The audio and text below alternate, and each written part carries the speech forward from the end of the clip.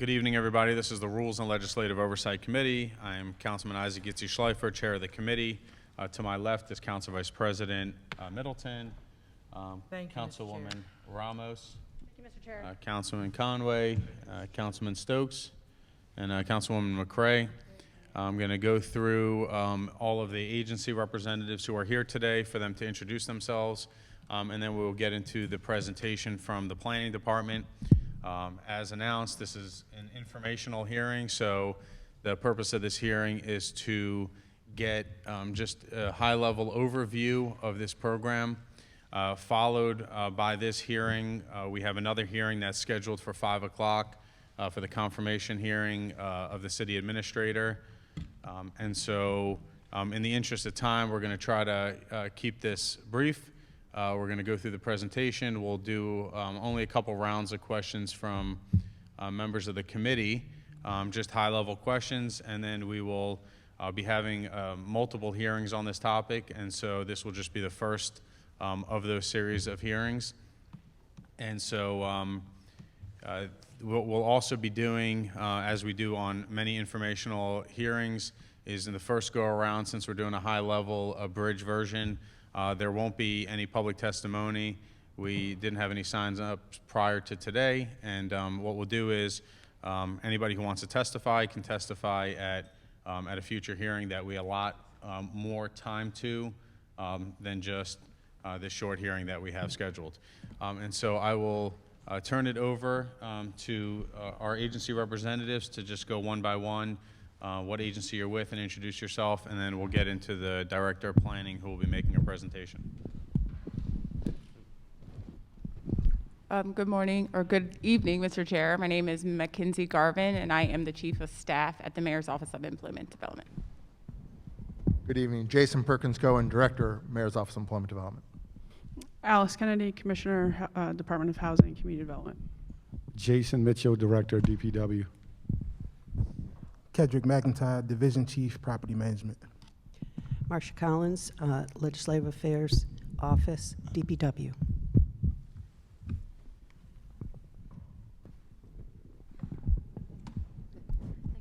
Elena DePietro, Baltimore City Law Department. Nicole Stewart, Assistant Director of Planning. And Chris Rye, Director of Planning. B.R. Hamed Owens, Senior Advisor in the Mayor's Office of Community and Economic Development. Sophia Gabrahiwat from the Mayor's Office of Government Relations. Thank you. Justin Williams, Deputy Mayor. Hesuk Chung, President of the Civic Fund. Okay, thank you very much. And we are also joined online by Councilman Eric Costello, who had a family emergency out of town, and so he is going to be joining us virtually for both of these hearings. Councilman Costello, can you hear us? Yes, thank you, Mr. Chair, for accommodating. Appreciate it. Sure. Okay, we'll go in. Director Ryer, if you can walk us through your presentation. Sure, thank you, Mr. Chair, members of the committee. Can we go to the first slide? Clean Core was created in response to challenges with increased levels of trash in underserved neighborhoods during the COVID-19. Into the mic. Talking to the mic. Sorry.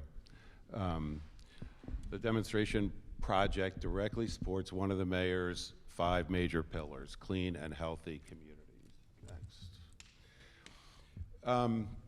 The Clean Core model grew out of the Planning Department's Green Network Plan, which goes back before the pandemic to 2018.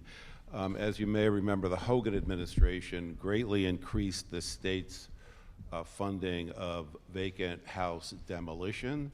That vacant house demolition created an increase in vacant house lots. Vacant house lots are better than vacant houses, but they are still a blighting influence on neighborhoods. Planning was chosen to lead this initial effort because of our history of incubating programs. You may remember from the pandemic the food policy program, which grew out of the Office of Sustainability. The Made in Baltimore program grew out of the Office of Sustainability, as did the Care-A-Lot program and the Lots to Love in 2019. All came out of the Office of Sustainability. Other cities have done the same thing. In DC, Department of Small and Local Business Development provided funding to Clean Team grantees to perform cleaning and greening services throughout the district. In Baltimore, you have already and have for many years had organizations providing these services throughout the city, such as Bon Secours in West Baltimore. Large commercial areas like the Downtown Partnership, the Waterfront Partnership, also have special benefits districts which tax their property owners to provide these kinds of services. And certain neighborhoods have them. Only 2 actually have formed special benefits districts. Clean Core Initiative is focusing on 16 neighborhoods that don't have those resources. They're under-invested communities who are not able to afford the fees that a benefits district could provide. Next slide. There's a lot of questions about the selection model. So the selection model really had 2 components. One component was, how was the neighborhood dirty? And we measured that by the 311 service request calls for cleaning and boarding, dirty alley, high grass and weeds, and the combination of them gave you an extra point. But we also, at the mayor's direction, did a screen for equity. And the way we did a screen for equity was we looked at demographics and housing. For example, we looked for a decrease in housing units and an increase in vacant housing units. So a neighborhood that was growing in terms of population was not necessarily eligible. It also had to have a high percentage of privately owned vacant lots, and those are the most difficult to maintain for the city. And then finally, lowest income and definitely population decrease were part of our equity screen of this. And out of that, 33 neighborhoods were identified that met those criteria. We only had enough funding for half of that, less than half of that. So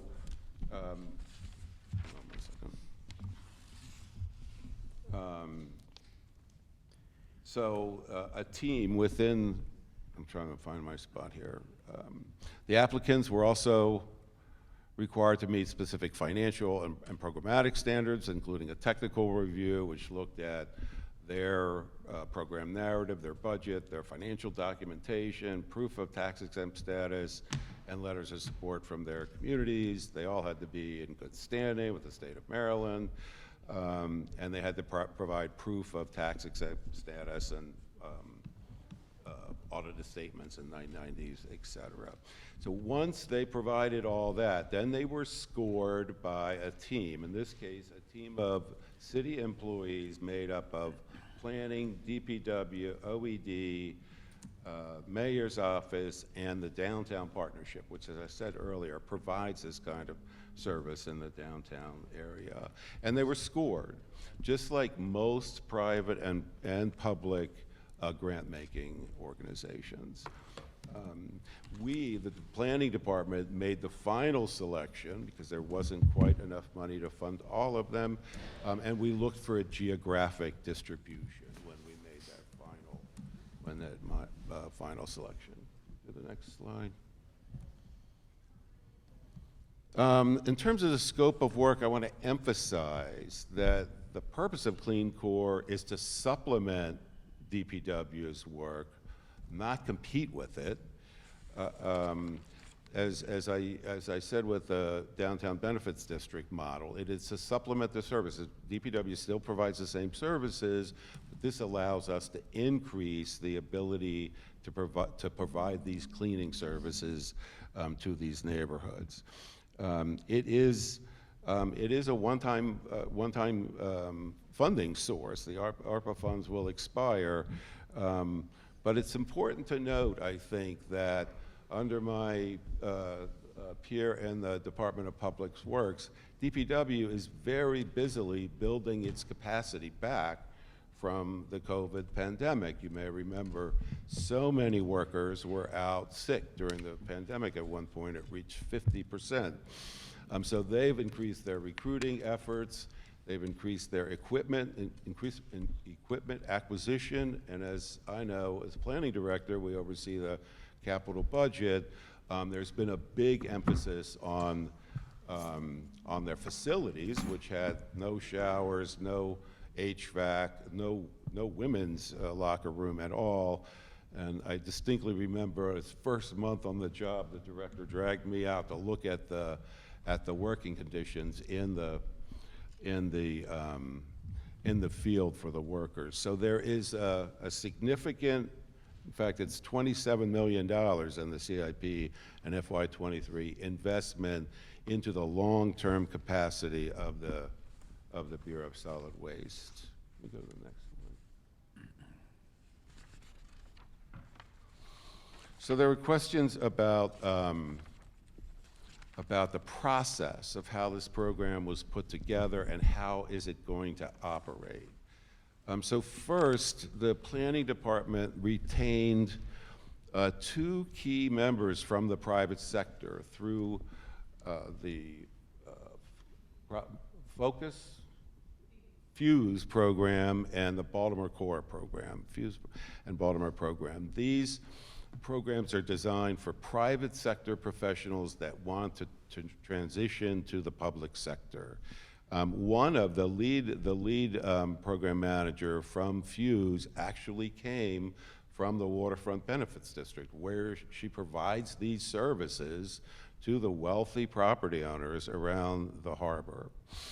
Secondly, our own Green Network Coordinator, I explained that earlier, and the DPW Chief of Property Manager meet every week. Millions of Americans travel to another country for medical care for several reasons, including care from a provider who shares their culture, to get a procedure not available or approved in the U.S. and cheaper cost. To put that in perspective, in Mexico, which experts say is one of the places U.S. residents commonly travel for medical care, care can be more than 50% cheaper than here in the U.S., according to the CEO of the Medical Tourism Association. Others point out there are risks you need to know about. When you travel a long way or add additional complexities to a healthcare procedure, it overall increases the risk. In this case, for example, traveling across the border does increase the risk. You have to unmute the other one. Unmute the main one. That you muted. Yeah. Go ahead. We good? I think we were hacked. So in addition to the Green Network Coordinator, Kim Knox, and Kendrick McIntyre, the Chief of Property Management, we have support from the Office of Employment Development, the Mayor's Office, the Baltimore Civic Fund, and the communication team in City Hall. So it's really 4 agencies all working together to pull this project off. Next slide. So here I want to emphasize the workforce development nature of this and all the contributions of the Office of Employment Development. This program targets employees who are unemployed or underemployed, residents in the neighborhoods who've experienced the challenges of the COVID-19 pandemic, are in need of preparation and support for permanent employment. Grantees will hire, train, deploy local residents at a living wage of $15 or more per hour, and crew supervisors at $20 an hour. Half a dozen folks will be hired for each neighborhood, and they will all be supported by the Office of Employment Development with career navigation services, wraparound services, et cetera, et cetera. I think you see an ad up there from the Broadway East Community Development Corporation. Approximately 150 residents have applied, and I would expect and hope that many of them will ultimately become employees of the Department of Public Works. Next slide. All right, this is a little wonky. It's a workflow chart. What it is intended to show you is, first of all, how the program requires input from the neighborhood leaders. They're in charge. They determine the work program for each neighborhood. Then weekly schedules are created with the vendors and the city employees. Schedules are loaded into a daily report. Crews document the cleaning with pictures. The crew suggests other sites. If so, then it goes back through the cycle through adding new 311 requests, other neighborhood requests, sites identified by the field, and back into the weekly schedule. If not, it goes into the reporting system, weekly, monthly, and quarterly reports, both internal and external, with a reporting dashboard, which I don't think we have an example of, but it's up and running. And then ultimately, we're reporting to the federal government, the Mayor's Office of Recovery Program. So we have a neighborhood review, a city review, and a federal review. The Mayor's Office of Recovery looks at total number of priority sites, number of services completed at the sites, number of selected lots, number of lots that are cleaned and mowed twice a month, number of 311 calls, et cetera, et cetera. Next slide. We'll give you some examples of some of the mapping we've discovered. This is hard to see. Maybe the next one's a little bit better. These are reporting tools showing you where geographically lots are cleaned, alleys are cleaned, et cetera, et cetera. These are all readily accessible on the web.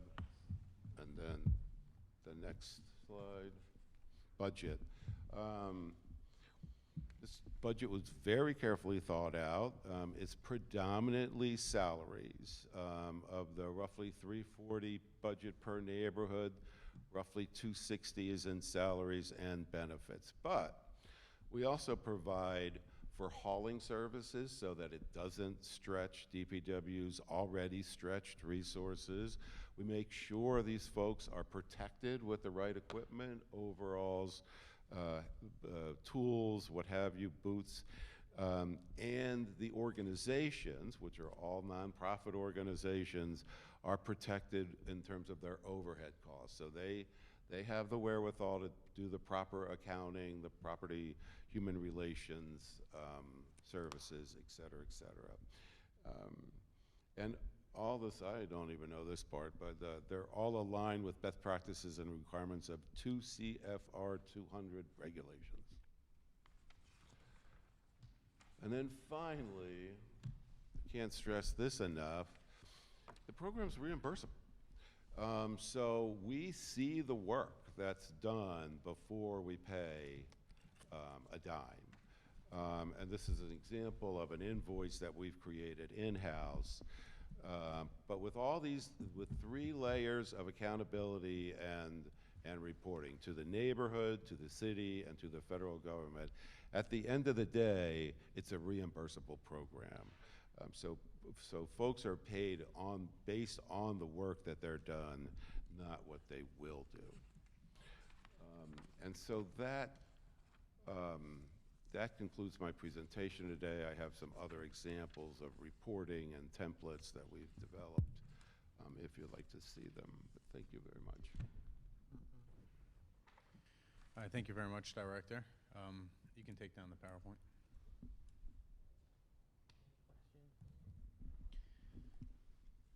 All right, so we're gonna take a few questions from the committee. I'll start off with my first question. The application required audited financials within 1 year of contract. Did any of the organizations already provide you audited financial statements? They were all required to provide audited financial statements. So they could, I'm sorry, am I able to? So they all provided audited financial statements? So they did not. So they were also able to submit 990s, but within a year, they're required to submit audited financial statements. Okay, so did any of, how many organizations Are we So talking? 6 are funded. 6. Mhm. Did any of the 6 provide any audited financial statements? I want to say maybe 1 or maybe 2. Some of these organizations, of course, there's a cost to audits, and so some of them. I am happy to report that during COVID, many funders across Baltimore waived the fees for financials, including the audited statements, because they were asked to do more with a budget that they had. So there was a lot of constraints. So we echoed the director's sentiment that to just ensure equity in terms of the application process, that it was sufficient enough to provide the 990s, but it was a requirement.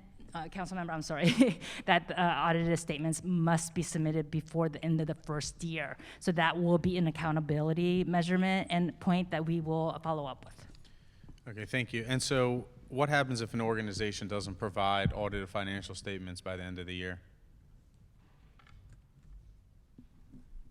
Well, I think we would work with them to get that. If there's a problem, the funding is there through the program. The overhead is there for them to obtain an audited financial. So I'm not quite sure why that would happen. I guess we would work with them to make sure that it did happen. So if they don't provide, if all 6 don't provide audited financial statements at the end of the year like the contract requires, then you'll work with them and give them more time, or does that nullify the contract? It would depend on the situation, I guess, but ultimately you could nullify the contract. Okay, so will you nullify the contract if you don't get that information after year 1, or at least pause the contract until you have it? What was the last part? Or at least pause it, halt whichever organization didn't provide that until you receive what's required by the contract. I'm not sure I could answer that because it would depend on the reason for the delay. So we would be reluctant to interrupt the service to the neighborhood unless there was real evidence of malfeasance or deliberate delay or deliberate obstruction. Gotcha. So the contract you're saying is just a suggestion to abide by the contract instead of follow the required? Not at all. Can I interrupt, Director? So as the entity overseeing the actual contract, we will not make payments, as the director said, until services are rendered. So I can't stress enough that there is oversight on an ongoing weekly, biweekly, and monthly basis by multiple layers. As you know, council member, these are federal dollars, and so if we come to a place where we're working with them throughout this process and there are risks, then we will revise or ultimately forgo a conversation about the contract ending. But it's pretty clear in the language that you see that unless an audited statement is provided in the first year, after the first year, the second year would be in question, for sure. Okay, so I guess it leads me to my second question. In a lot of city contracts and applications that we see, the applications have to be signed under the penalty of perjury, that the information is all accurate to the knowledge of the applicant.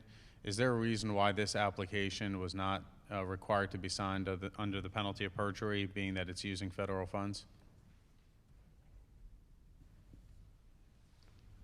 I can't answer that. I think that our role is to ensure that we follow the federal regulations. Okay, so if you find out that any applicant has lied on their application in order to receive this contract, will you immediately cancel their contract? I guess we would look at that. I don't know. Again, I don't think that was a part of the actual contract, that signing under perjury or some misinformation within the application would lead to an end of the contract. But I will say that, as has been mentioned, there are various levels that are mostly based on performance, in terms of making sure that they are performing at the level that they agreed to within the contract and as a part of their agreement. So it's focused mostly on their actual performance not necessarily something they might have said in the application. Right, so when you're using taxpayer funds, there's controls and a process in place right now for all city contracts. This program did not go through those normal channels as far as what you normally see when it comes to the, things go to the Board of Estimates, and there's a certain process when the city's issuing payments directly. And so I guess I'm a little concerned when I'm looking at the application and I'm asking just questions based on information that's provided and asking pretty straightforward questions on whether or not there's really any consequence to, number one, not following the contract, which I'm told, I guess it depends on the circumstances, and then number two, if somebody lied to obtain these contracts, I'm just surprised that it's not a clear yes or no that, of course, a contract is canceled immediately upon finding out that somebody gave inaccurate information. Like if you went to the Board of Estimates today and you had a contract with the city to provide any service or goods to the city, and you lied to the Board of Estimates, your contract would be canceled. So perhaps we can just talk about the elements of the application. So the elements of the application was information that we mentioned went through a technical review that included the Baltimore Civic Fund. So the things that were required were reviewed through that technical review to be accurate. For instance, checking to make sure they were in good standing, that they submitted the 990. The other elements of the application were programmatic for them to describe the services that they will be providing and the level of service they will be providing. So that's why the performance measures and the daily, weekly, monthly, quarterly reporting that we're doing we're going to review their performance based on what they have said they would do in their contract. So those are the two elements of the application. I understand what you're saying. Does anybody have any questions before I go on to a third question? Councilman Stokes, you have a question? No, I just had some comments. First of all, I support this program. Them young men and women that's out there, they don't get the opportunity. They returning to employment. Some of them have certain circumstances. This is not contract work. This is community people. They care about their community. They work hard in their community and probably wouldn't get paid. It's only 2 years. We can't pay DPW employees with this, and I know DPW employees need a raise. But I truly support this over in Broadway East and Midway and Park Heights. I know how much we call 311, and it came from the 311 calls. So I think we giving a lot of young men and women an opportunity to get some skills so when DPW start hiring again, they can go work for DPW. It's a 2-year program, and I just wanted to let you know I truly support this because the same people that's sitting out there now, they might not get an opportunity to work nowhere else to gain the kind of skills that they need to work for DPW or any other place. So I just wanted to share that and say I truly support this program. Thank you. Any questions on this side? Councilwoman Ramos.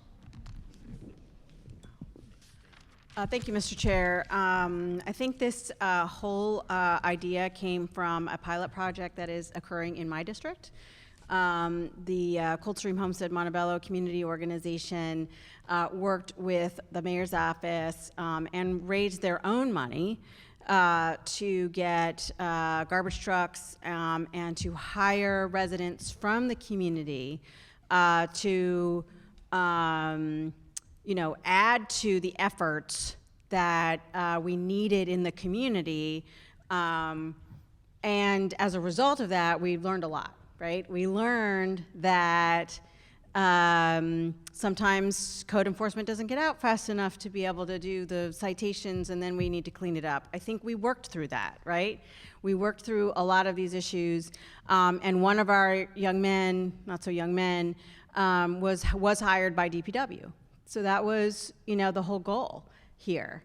And so the Clean Core program is not exactly the same, but it is an expansion. So it gives our residents a chance to have opportunity for employment, but also, you know, we don't like illegal dumpers in our communities, so we want to keep it clean. And the more we keep it clean, hopefully the less we'll have illegal dumping, right? So just wanted to say that I think this expansion, hopefully we can, because this is ARPA funds, so it's one-time money. So at some point we need to figure out how it's going to be sustainable. And I guess that's really my question, is, you know, in Coldstream Homestead Montebello, we've continued to make it sustainable because we've raised our own money. I shouldn't say we, the community has raised its own money to be able to do this. And so I just want to make sure that there's a plan moving forward. I don't see this necessarily as, you know, we're just adding to the capacity. So I just want to understand what the sustainability plan is. Yeah, we don't have a specific plan, I can certainly tell you that, but once we get this off the ground and we start learning what it takes to do the job, we'll pursue any opportunity we can think of to make some form of this an ongoing operation. The amount of vacant land that the city, in the city, not that the city owns, but in the city, is not going to go down. And this problem of vacant land that's not part of an agency's inventory is not going to get smaller. So I think it will behoove all of us to work on some kind of maintenance project down the road. That brings me to the second piece, which is Project Core, which is state money, knocked down a bunch of those houses. And I was actually trying with DPW to go back to the state to say, hey, you've given us all this money to knock down all these houses, can you give us some money to mow the lawns? And the answer was, well, at the time, the city actually signed an MOU saying, no, that money can't be used for mowing lawns. I would suggest that we go back to the state and revisit that. Because that's a lot of money going to knock down houses where there's no plan for the area, and we still have to mow the lawns. So just as a suggestion there. But I do think we need to start thinking about what does that sustainability plan, you know, look like. I'm actually not in favor of knocking down all those houses, so that's a whole different issue. But I think that you know, that's one piece of it. I have one last question, Mr. Chair. Going back to what I talked about earlier in terms of if our Clean Core workers come to illegal dumping or an alley that needs to be cleaned or whatever, again, we want to go after those illegal dumpers. So do we have a system set up like we do in Coldstream Homestead Montebello where 311 is called, an inspector comes out immediately so that the stuff isn't sitting there, but at the same, or are we also deputizing, if you will, some of our workers, our Clean Core workers, to like search, oh, there's a piece of mail here, let me go talk to the, you know, how are we arranging that specific set of challenges? Yeah, good question. So the HCD is an integral part of this. Of course. Our staff, our team, they've all been trained up on the NREM process and its ramifications for exactly what you talked about. And we've also held trainings with the Community Law Center over their whole process. So I think it may not have, well, I know it hasn't filtered down to all the new employees yet, but it is starting to filter down. And by the end of April, we should have the folks in the neighborhoods well aware of those risks as well as opportunities. And then I would also add in that daily reporting tool that you may or may not have been able to see on the screen, there's actually somewhere where the crew members on the ground are able to, well, we worked initially with DPW to create a specific Clean Core 311 tag within the system so that when we call, we say, hey, it's Clean Core or something related. And then within that daily reporting tool, they're able to, you know, write down, hey, you know, we were out, we were on the ground, we saw something that wasn't Clean Core purview, like a huge illegal dumping issue, and they're able to add it to that daily report. And then, as was mentioned, Kedrick McAtee over in DPW, he's a part of the team, and so we're meeting with them weekly, sometimes more than weekly, and so that within that relationship, we're communicating to DPW directly about these things that we're observing on the ground, like illegal dumping.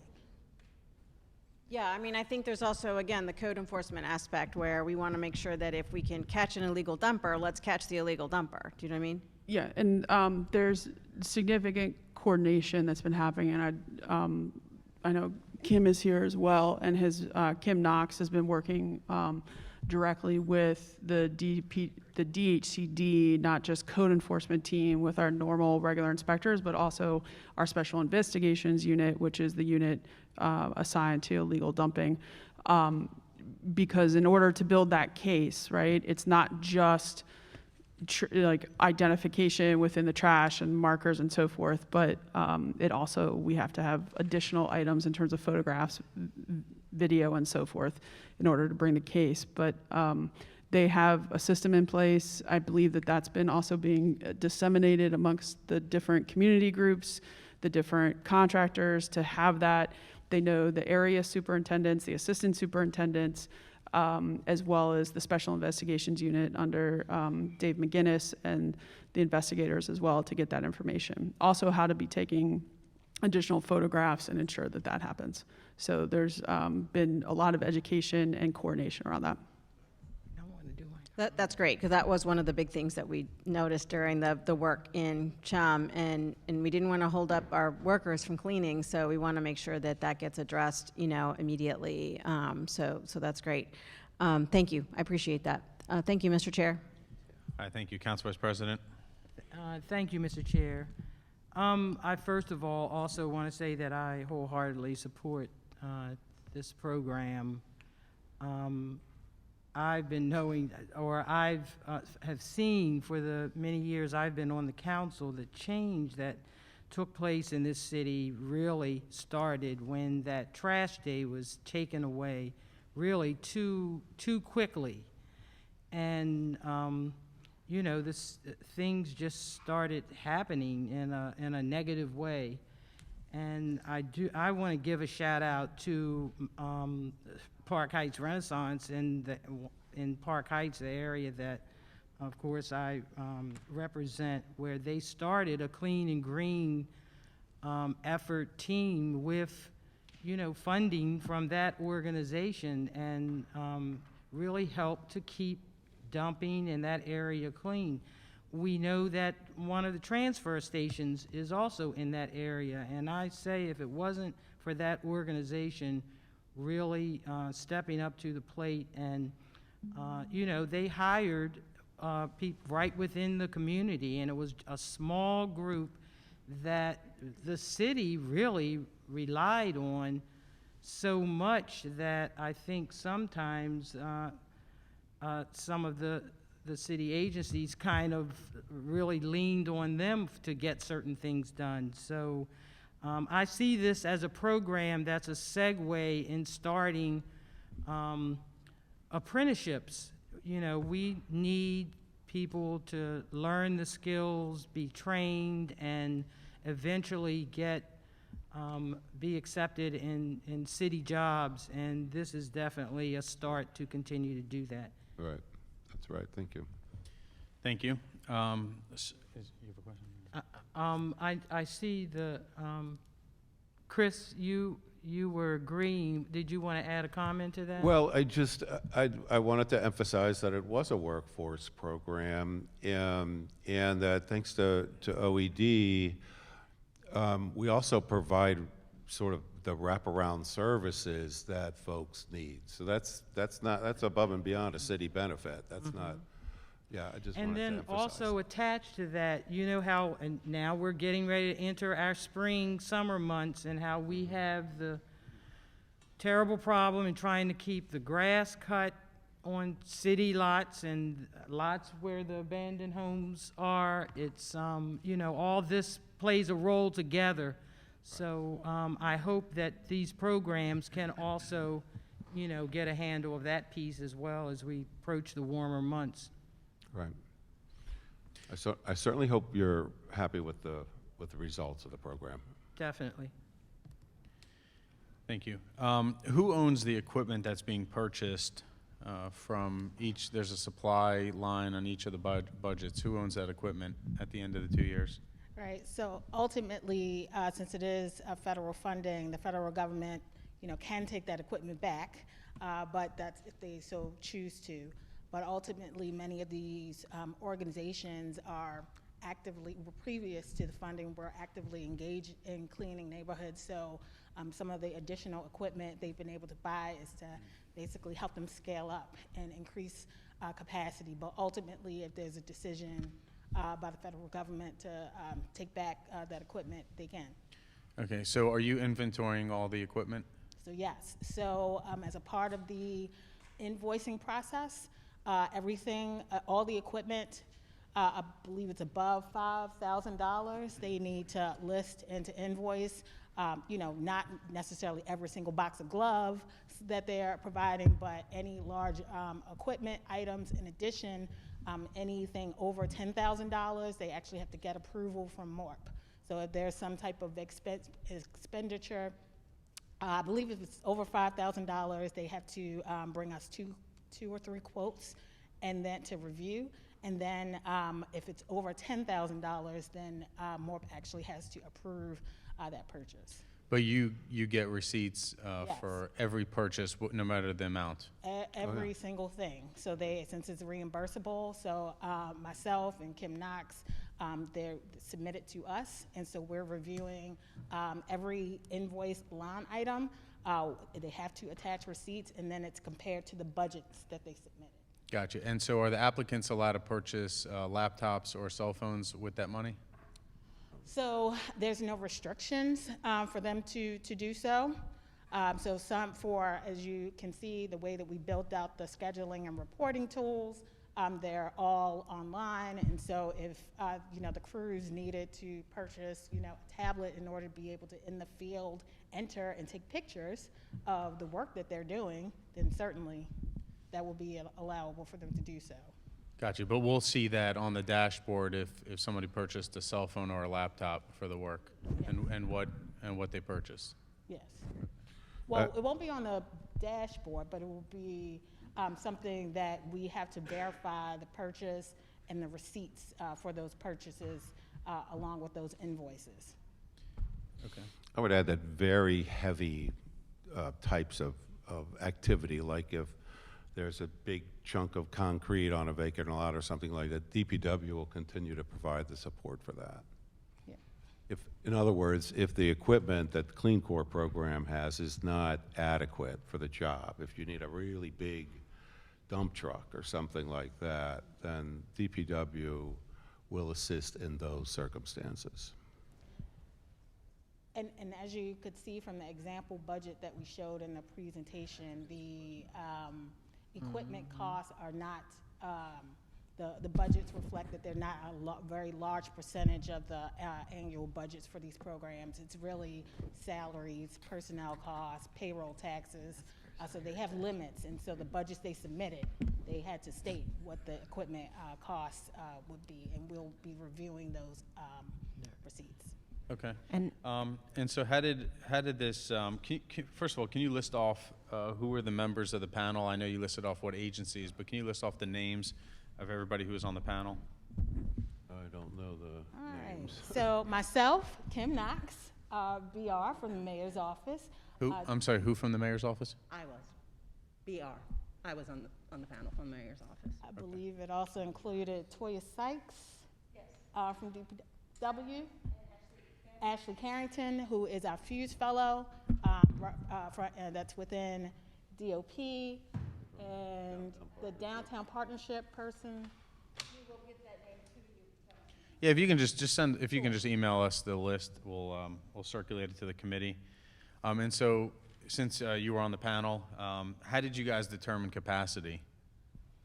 So I know you guys had said that was one of the most important factors. Right. So for the RFA, or the request for funding that was put out by the Baltimore Civic Fund, so we had numerous criteria. that all of the applicants had to respond to. One of the biggest things we looked for was that they had experience in doing this work or similar work, and that they had capacity. Not necessarily, many of the applicants who were funded, they might not have had a big shop running, but they had experience either with neighborhood cleanups or working with groups for services related to cleanup and hauling and trash pickup. And so we looked at a number of things. So we looked at their plan, the plan that they articulated for their management structure. We looked at the plan that they articulated for their staffing, whether or not that was realistic. Okay, and then also, I can't remember all of the things off the top of my head, but I can definitely provide you with all the requirements in the RFA, request for applications, that we looked at for each of the applicant organizations. Yes, please. And also, I received a question from somebody who said they're aware of somebody who's working in the program that doesn't actually live in the city. Is living in the city one of the criteria to being employed by this program? Yes, so also on that invoice tracking sheet, we ask for all information for all personnel, and even if they are on the crew and they don't live in the city, then we are not going to reimburse them for that person's salary. So that is part of my and Kim's review. So you guys are reviewing to confirm that that each individual does live in the city, and there are, and Yes. Okay. And how do you confirm that, like with a license or? So they're required to keep a number of personnel records. So our program managers, all the organizations had to sign an acknowledgement of the personnel records they needed to keep for addresses. So we are verifying based on what they submit. I don't think we are necessarily asking for addresses, but that's something that we can consider. But we have not yet received all of the first invoices for us to encounter something like that. But we definitely are looking for those addresses, but we can consider various additional checks to make sure. Right. Yeah, I mean, if you don't ask for the addresses, then you can't confirm that they do indeed live in the city. And my last question, just because we're already almost a half an hour late to the next hearing, and then as I stated in the beginning, we'll have another hearing on this topic. What other ARPA programs are being run out of the planning department? The major one is the food policy program, which continues aspects of the food distribution programs that we stood up during COVID, a roughly $11 million ARPA project. Okay. And then in addition, we're also working with a number of agencies on a city's middle neighborhood strategy. So we've received 2 ARPA grants, working in conjunction with DHCD, as well as Live Baltimore with their ARPA grants, and working on the city's middle neighborhood strategy. Gotcha. Okay. Well, I appreciate that. Thank you. And thank you, everybody who joined us. And we will have subsequent hearings on this topic. We will take a 5-minute recess before reconvening for the city administrator confirmation hearing. Thank you.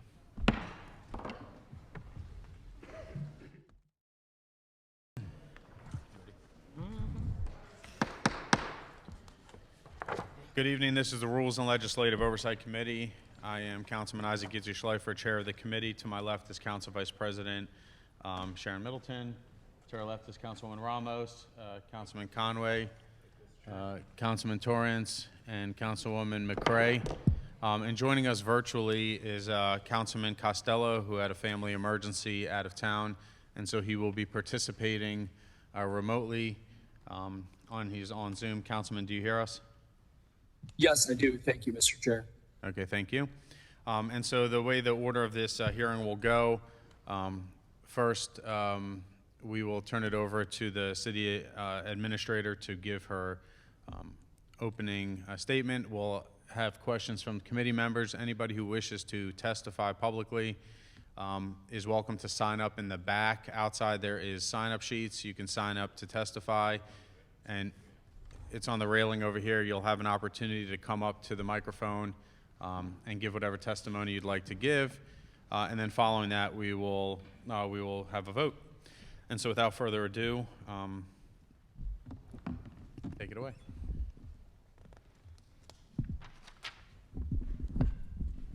All right, thank you, Councilman Schleifer.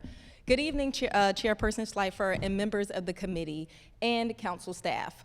For the record, I am Faith Leach, the active Chief Administrative Officer for the City of Baltimore. I appreciate the opportunity to appear before you today to share my vision for the role of Chief Administrative Officer, to discuss my professional background, and to underscore why this moment in our city's history calls for a Chief Administrative Officer that is bold yet pragmatic, strategic in their focus on long-term outcomes, yet persistent in achieving short-term outputs.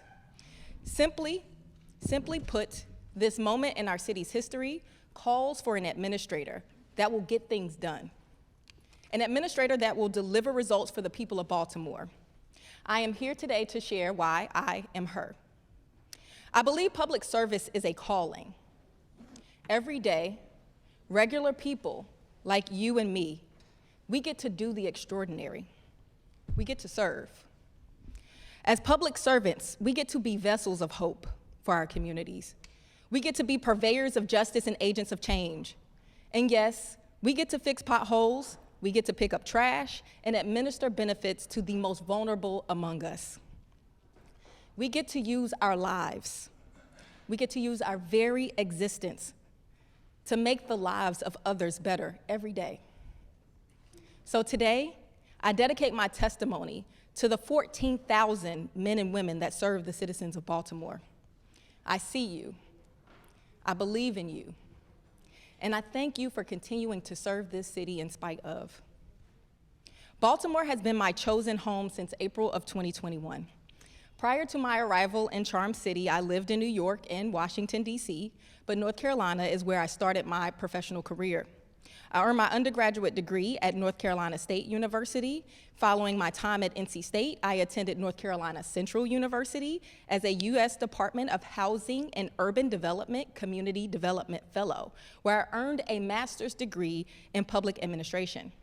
I have also attended Harvard University's Kennedy School of Government with a focus on emerging global leaders, the University of North Carolina School of Government with a focus on budgeting and local government, and George Washington University's Center for Excellence in Public Leadership with a focus on executive leadership.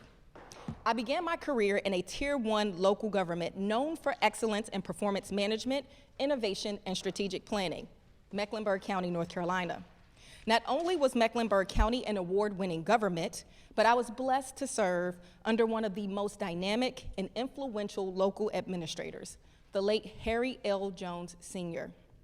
Harry introduced me to the National Forum for Black Public Administrators, a collective of professional city and county managers of color and emerging city leaders. NFBPA would become critical to my career trajectory and professional development. Next year, NFBPA's conference will be right here in the city of Baltimore. In Mecklenburg County, I served in the county manager's office on the budget and performance team as an enterprise management analyst with oversight for the budget and performance of agencies ranging from the Department of Finance and internal audits to human resources. While working for the county, I also supported the county's Capital Improvement Program, or their CIP. And during my tenure with the county, I was named the Viola Lyles Emerging Administrator of the Year. Ms. Lyles is actually the third-term mayor in Charlotte, North Carolina. After 4 years in Mecklenburg County, I relocated to Washington, D.C., where I spent nearly 9 years in D.C. government. I started in the Office of the State Superintendent of Education, where I served as fiscal policy manager and then senior advisor to the assistant superintendent and interim superintendent. Immediately following the election of DC Mayor Muriel Bowser, I joined the Bowser administration in a dual capacity to support our then city administrator, who is with us today, Mr. Rashad Young, and the Deputy Mayor for Education. In the city administrator's office, I relaunched the city's performance management program and developed the district's priority goals enterprise performance management framework. I transitioned from the city administrator's office to the office of the deputy mayor for greater economic opportunity, where I served as chief of staff. In this role, I stood up a first-of-its-kind government agency focused on expanding economic opportunity to chronically overlooked and underserved DC communities.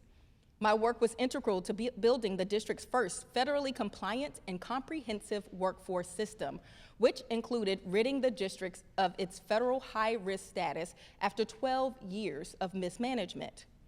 Further, I supported efforts to create innovative programs to reduce violence, expand small business opportunities, create equitable development, bringing partners like Uber and Starbucks to historically underinvested communities. I helped launch programs that got DC residents back to work, like the DC Infrastructure Academy. The DC Infrastructure Academy, a vision of City Administrator Young's, has trained hundreds of residents for in-demand careers in the fast-growing infrastructure industry and created a pipeline to jobs in local government. After Mayor Bowser's first term, I relocated to New York to pursue the opportunity of a lifetime on Wall Street, working for the world's most important GSIB, JP Morgan Chase. At JP Morgan, I served as the chief of staff at the JP Morgan Chase & Co. Foundation, where I was responsible for implementing the firm's commitment to invest $2 billion over 5 years to strengthen workforce systems, grow small businesses, and improve the financial health of vulnerable communities across the world. Additionally, I built the firm's first ever community engagement team with a staff of 40 leaders from across the country, focused on strengthening community bonds and ensuring compliance with the Community Reinvestment Act, or the CRA. At JP Morgan, I was able to scale my impact globally. I catalyzed JP Morgan's $30 billion racial equity commitment and worked closely with the head of corporate responsibility and the firm's CEO to build a racial equity framework for the Business Roundtable, an association of the country's top Fortune 500 CEOs. In letters that you all received, you have a note from Mr. Peter Scheer, who is the vice chairman at JP Morgan. My career at JP Morgan Chase was flourishing, and yet I had a gnawing urge to do more. Local government was calling me home. So, in April of 2021, as the world was grappling with the impact of COVID-19, I was recruited to Baltimore by my predecessor and Baltimore Mayor Brandon M. Scott to help realize the mayor's vision as Deputy Mayor of Equity, Health, and Human Services. During my time in Baltimore, I provided strategic direction and oversight to a portfolio of agencies at the forefront of quality of life issues, including immigrant affairs, LGBTQ affairs, social services, recreation and parks, homeless services, library services, and the city's COVID-19 public health response. I secured a $20 million commitment from JP Morgan Chase to close the racial wealth divide in Baltimore, including a $5 million Advancing Cities grant to support Black and Latino women developers in West Baltimore. I coordinated business, philanthropic, community, and youth leaders to develop a comprehensive strategy to tackle the root causes of squeegeeing in Baltimore. Additionally, I served in a dual capacity for 7 months as interim director of the Mayor's Office of Children and Family Success, where I led the implementation of key initiatives, which, for the sake of time, I will not detail here. Then, on January 17th, Mayor Scott announced my nomination as the city's chief administrative officer. During my first 45 days as acting chief administrative officer, I have established an agile tiger team made up of members of the city's innovation team, accounts payable, Department of Finance, and BSIT, and deployed that team to the top 3 agencies with the most outstanding invoices over 180 days to diagnose systemic issues causing a delay in vendor payment. I convened a cross-functional team of leaders from DGS, HR, DPW, the city's chief data officer, chief recovery officer, risk management, and experts from the Bloomberg Center for Government Excellence to review the city's solid waste strategy, staffing, equipment, and route optimization to develop recommendations for the mayor by April 30th. I am currently leading the FY24 budget development process, including expanding opportunities for participatory budgeting, because I firmly believe our residents should have a voice in our government. And in the coming weeks, you will hear details about agency sprints, where the Office of the City Administrator will focus on the efficient and expedient delivery of basic city services. During the agency sprints, we will leverage data and technology to improve the delivery of services like pothole repair and graffiti removal. I want to briefly share a few of my initial priorities, but first, I would acknowledge some of the achievements the City Administrator's Office has had to date and remind us all of the progress we have made for the residents of the City of Baltimore since Mayor Scott made history by hiring the city's first ever Chief Administrative Officer. In January 2021, when Mayor Scott took office, Baltimore city government staff submitted paper timesheets, causing significant delays in payroll processing. Since taking office, Mayor Scott has prioritized modernizing our government. The city's 14,000 employees now submit timesheets electronically, and staff can monitor leave balances and process most human capital functions electronically in Workday. The City Administrator's Office has significantly reduced the city's backlog of overdue vendor payments. At the start of the Scott administration and prior to the establishment of an Office of the Chief Administrative Officer, the city had more than $50 million in overdue vendor payments. With focused attention and leveraging data and insights to inform interventions, we have reduced the value of overdue invoices to $17 million. And while that demonstrates measurable progress, council members, we have more to do, and I am charging my team to reduce this number even further. We established the Mayor's Action Plan, which outlined a clear vision for the City of Baltimore. We established measurable goals by functional area and agency and created an online tool for public access. We transitioned to a new customer service portal for over 24 online payment processes, which included an enhanced customer service experience for residents. We developed a citywide rewards and recognition program to recognize and honor the men and women in our government who consistently go above and beyond the call of duty. Following the tragic death of 3 firefighters responding to a fire in a vacant home, the city administrator convened the vacant housing work group and released a 30-day vacant review memorandum. In the last year, the Scott administration has reduced the number of vacant building notices by 759 to the lowest point in decades. Additionally, with the support of the city's chief data officer, we implemented new AI technology to identify buildings for emergency demolition. We are now working to integrate the technology with computer-aided dispatch so our first responders are aware of dangerous buildings before arrival. Other cities are using similar AI technology to detect potholes, technology I hope to explore for our city. Which brings me to my priorities as Chief Administrative Officer, which I will quickly share. My priorities include investing in human capital, including modernizing our HR functions, focusing on employee recruitment and retention, and establishing a culture of excellence across the city government, which includes establishing customer service standards, leading the implementation of end-to-end procurement reform, improving the delivery of basic city services, and leveraging the City Administrator's Office to improve the government's delivery chain, or simply put, leveraging my team to just get stuff done faster. Chairperson Schleifer and members of the committee, Baltimore is a jewel, but I don't have to tell you that. In just under 2 short years, I've fallen in love with Charm City.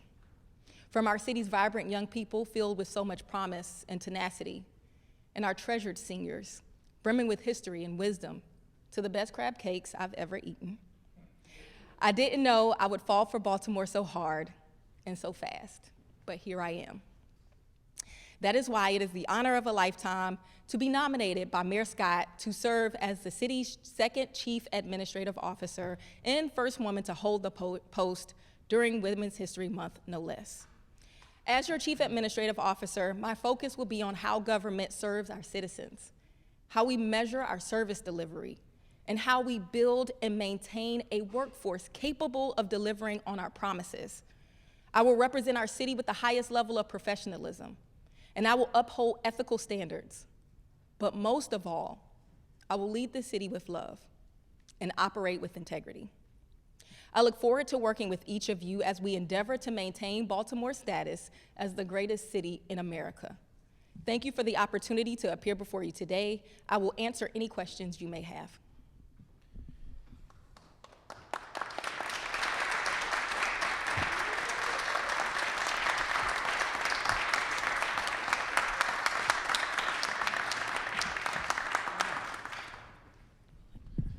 Thank you very much for the presentation. Council Vice President?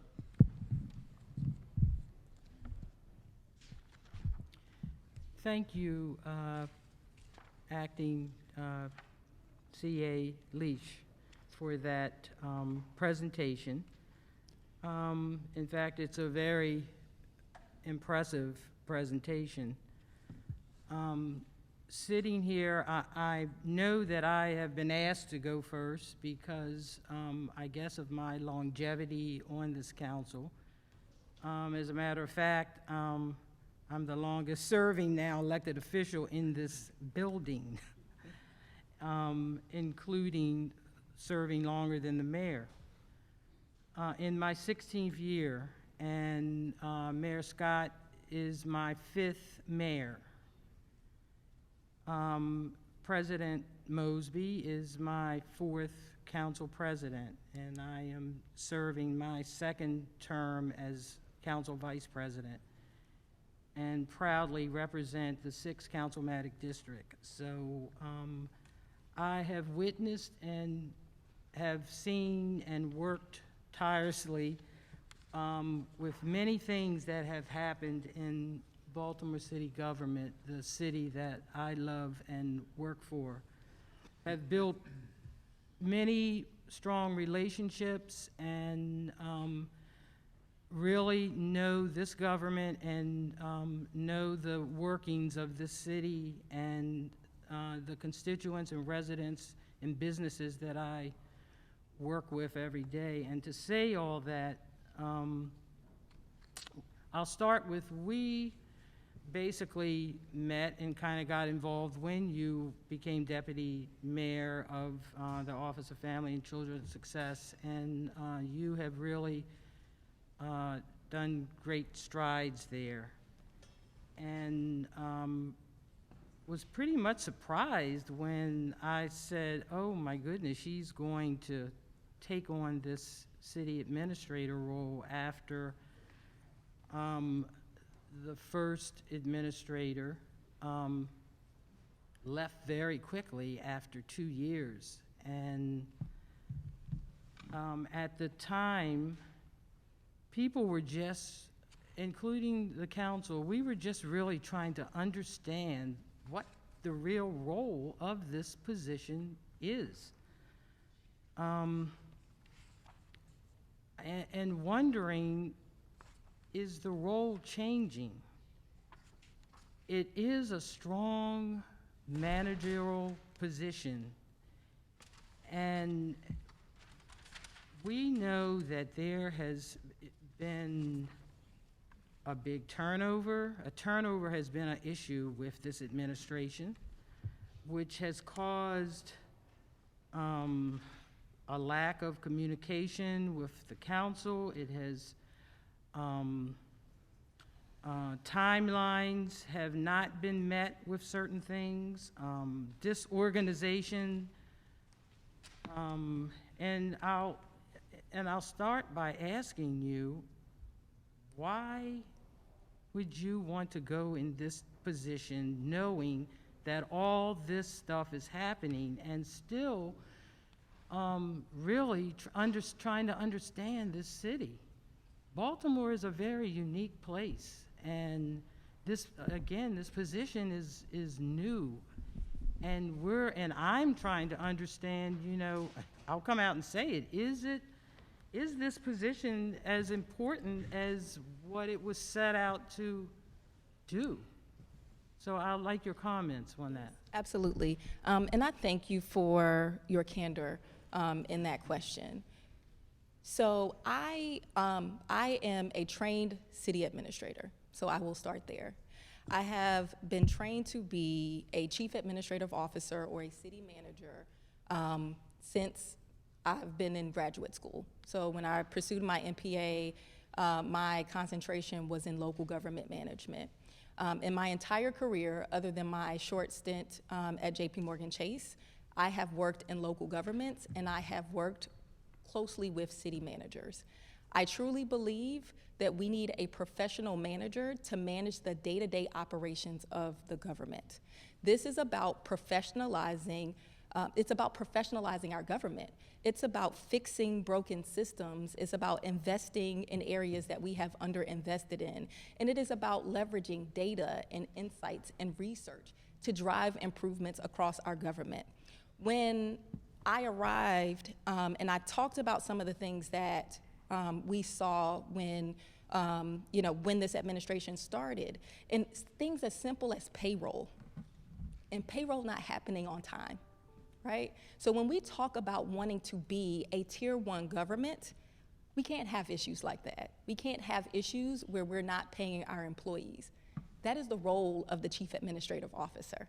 They are there to keep the trains running on time, regardless of political party. They are the leader of the government. And with, of course, under the vision and direction of the mayor, right? They are the mayor's COO, so they are focused on government operations. And so I firmly believe that Baltimore deserves a professional government administrator to help lead and transform this government into a government of choice where we can recruit top-tier talent who want to stay and work and contribute to the city of Baltimore. So I absolutely believe in this position and believe that Baltimore deserves and needs this position. Thank you for that. So my second and last question, then I'll turn it back over to the chair.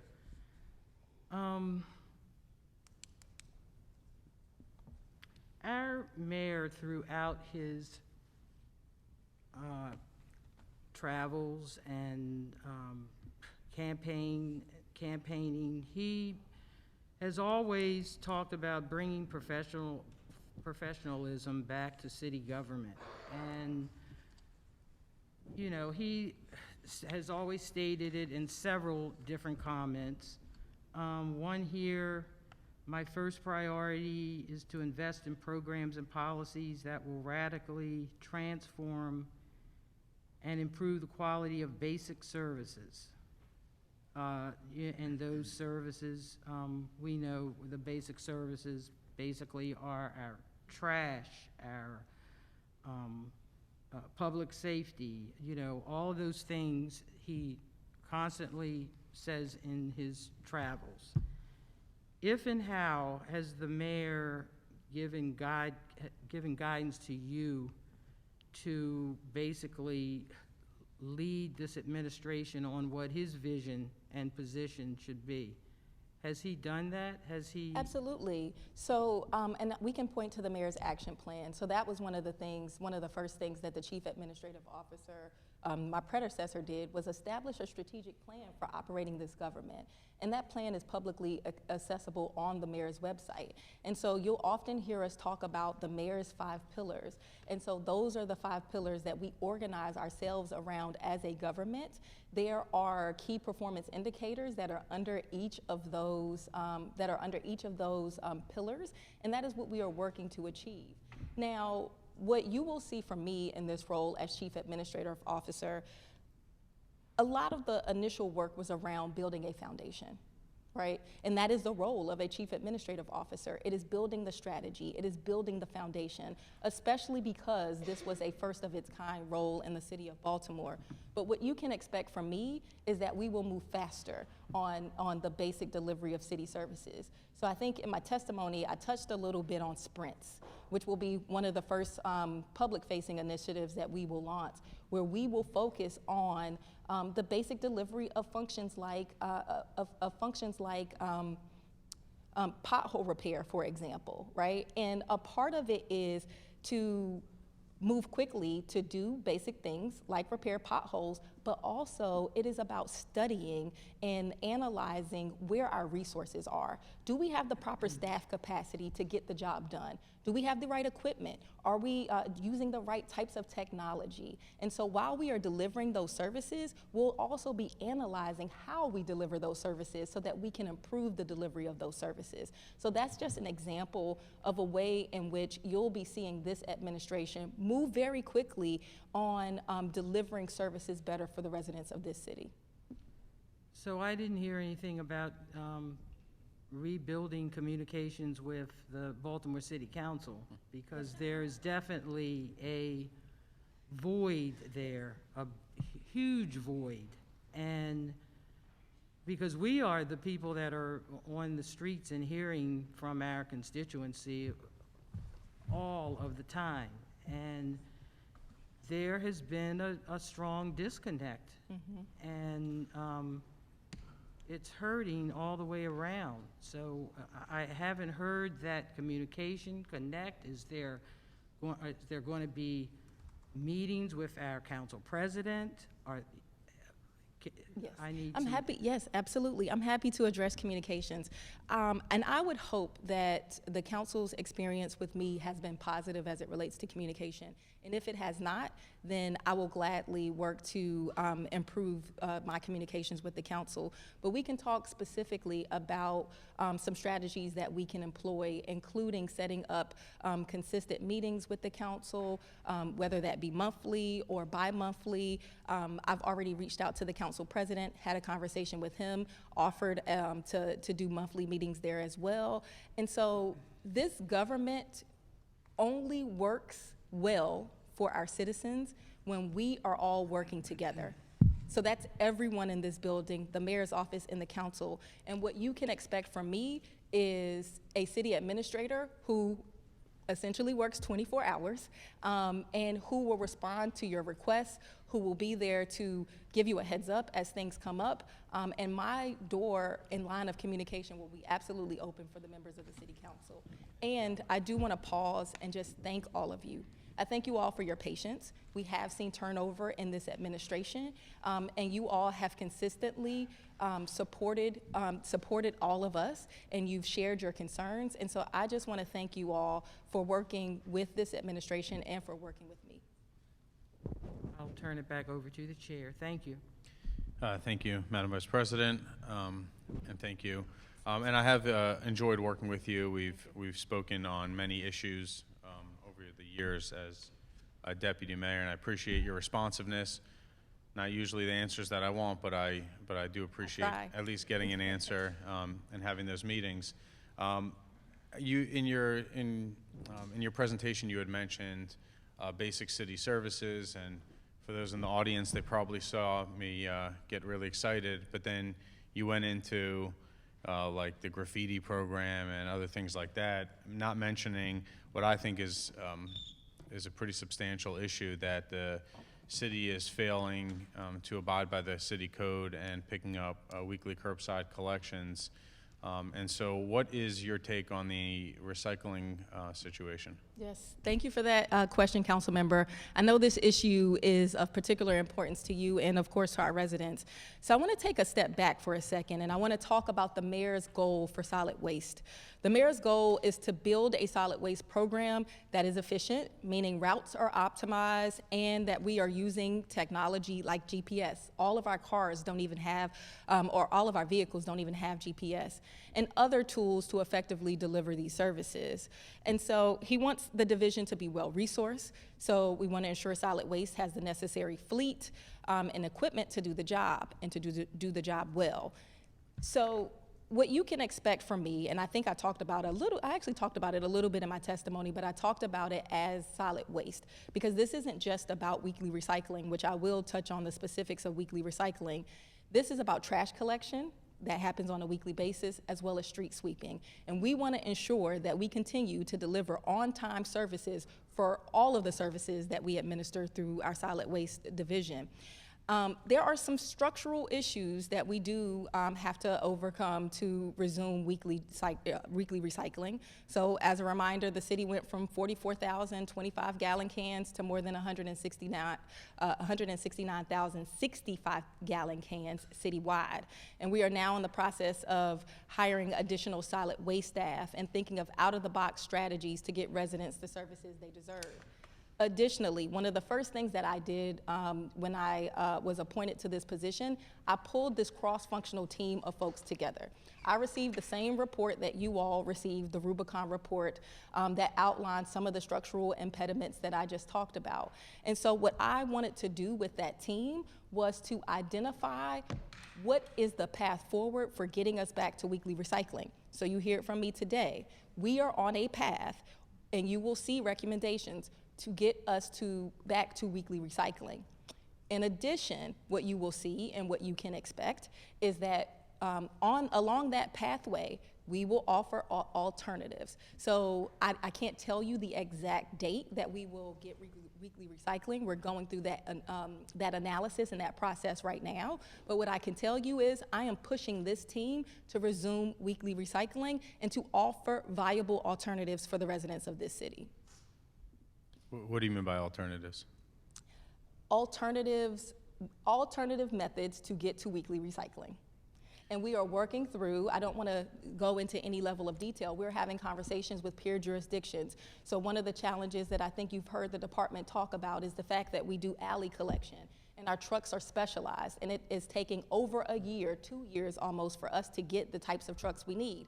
Well, our neighbor down the road actually also has specialized vehicles. So we're looking at ways that we can partner, if necessary, with other jurisdictions. We're looking at various strategies. We're looking at working with contractors to also help us get to weekly recycling. Those are all the things that I want to analyze. I want to take us through the process to ensure that what we roll out is something that is viable and sustainable for this community. Yeah, so thank you for that. I mean, you mentioned the Rubicon report, and so one of the things that's in the report is that the department is short approximately 96 laborers, which is entry level, no experience required, basic level employees. The positions and the pins are open there.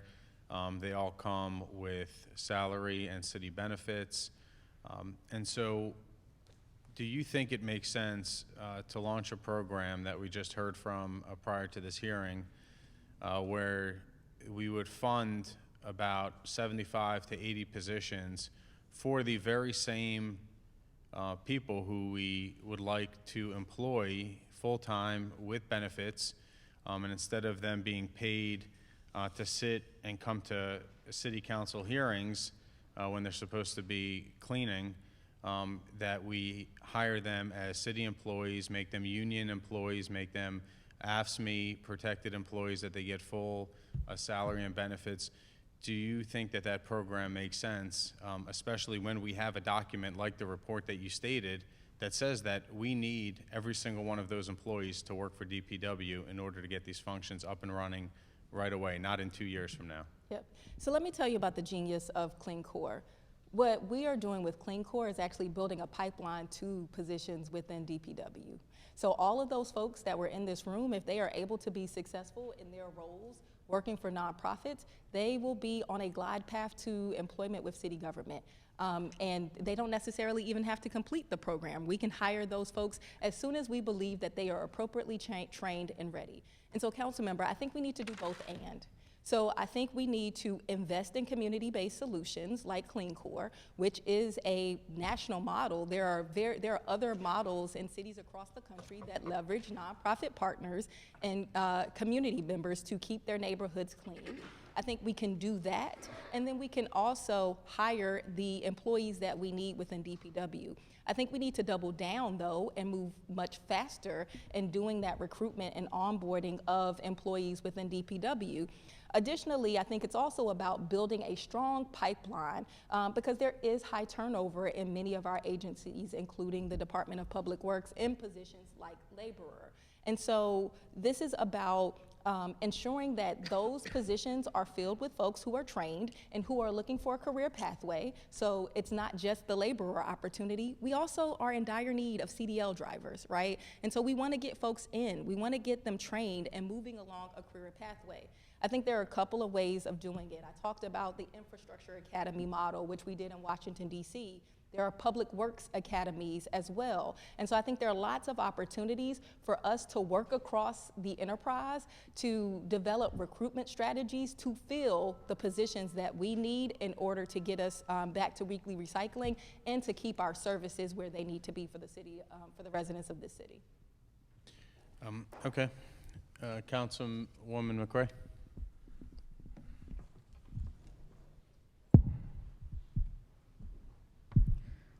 Thank you, Mr. Chair. I am not a member of this committee. However, I did feel that it is important as a council member to be here to ask questions. My first question, I have two. My first question is that a critical focus area for me is going to be our city's middle neighborhoods. That's going to include neighborhoods like Frankfurt, our largest neighborhood in Baltimore City, neighborhoods like Sedonia, Bel-Air Edison, and that's just to name a few.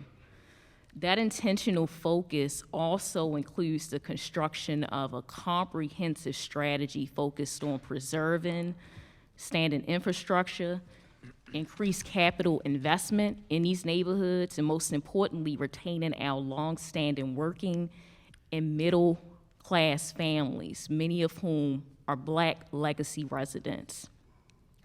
As the city administrator, what actions do you plan to take to bolster investment, planning, and focus on our middle neighborhoods and retaining our legacy residents, again, our Black working and middle-class families? Thank you for that question. And Councilwoman, I think you will be excited to hear that in the coming weeks that you will actually see this administration roll out a middle neighborhood strategy focusing in on some of the communities that you just talked about, with an intentional focus on the long-term Black residents in those communities. And some of the strategies that you will see in our middle neighborhood strategy is around ensuring that our legacy residents get access to funds for home repairs. So we know that our longstanding residents, many of them have been in their homes for years, or their homes may have been passed down through generations, and they might need some additional support to make repairs in their homes. And so that's a strategy that we'll be looking at to retain residents in those communities. We will also have an intentional focus on the quality of life issues that occur in those communities. So, you know, you've heard me talk a lot about potholes, and then also road resurfacing, sidewalk repairs, right? We want to ensure that we are intentionally investing in those communities. And what you will see in this strategy are funds that will be dedicated to these communities. So it is not just a strategy that will sit on a shelf. We will actually be rolling out programs that residents can actually apply for. In addition, we'll also be looking at rolling out incentives for longtime renters in those communities who want to buy their homes. Because we know that oftentimes in some of our middle neighborhoods, we have a solid core of individuals who are longtime renters. And so we want to be able to support those residents and help them buy their first home in the neighborhoods where they have been investing in. So I look forward to sharing more about our middle neighborhood strategy with you. As a follow-up to that, how do you plan to engage our city agencies and stakeholders within this middle neighborhood strategy in some of these parts that you went over? Yeah, absolutely. So one of the things that this administration has done, I'm sure we'll talk about City Stat at some point, but we've rolled out our neighborhood sub-cabinet. And so that's when we bring all of the agencies together that are deeply invested in particular neighborhoods. So you'll have DOT, DPW, Recreation and Parks, and the mayor convenes those folks monthly, and we focus on particular neighborhood. DHCD is there, as well as some of our quasi-agency partners as well, and we go through some of the big challenges that are facing some of those communities, and we're able to problem solve. We also include community members and community leaders in those conversations, and in past conversations, we have also included council members as well, and so that will be an accountability mechanism for the middle neighborhoods. I also am a big proponent of community engagement. And so as we roll out this middle neighborhood strategy, you'll see me and other members of the administration out at community meetings, engaging directly with residents in those communities about some of the challenges that they are facing. And it won't just be senior leaders in this administration. We'll also have our planning staff. We'll have agency directors that manage some of the larger agencies that impact the quality of life in these communities, that will be out there talking directly to those communities about what they want to see changed. For my second question, during the November 2022 Inclusionary Housing Committee of the Whole hearing, our former BBMR Director Bob Sinemi stated that many incentives tend to be in a very narrow part of the city, and that in middle neighborhoods, development is more likely even with a small incentive. When I think of the need for investment, I'm thinking of areas like the Bel Air Road corridor. In 2011, the Urban Land Institute with the Department of Planning, our Department of Planning, published the Bel Air Road TAP report. That report uplifted the importance of preserving the area's stable residential areas, including its rich diversity of housing and resident makeup.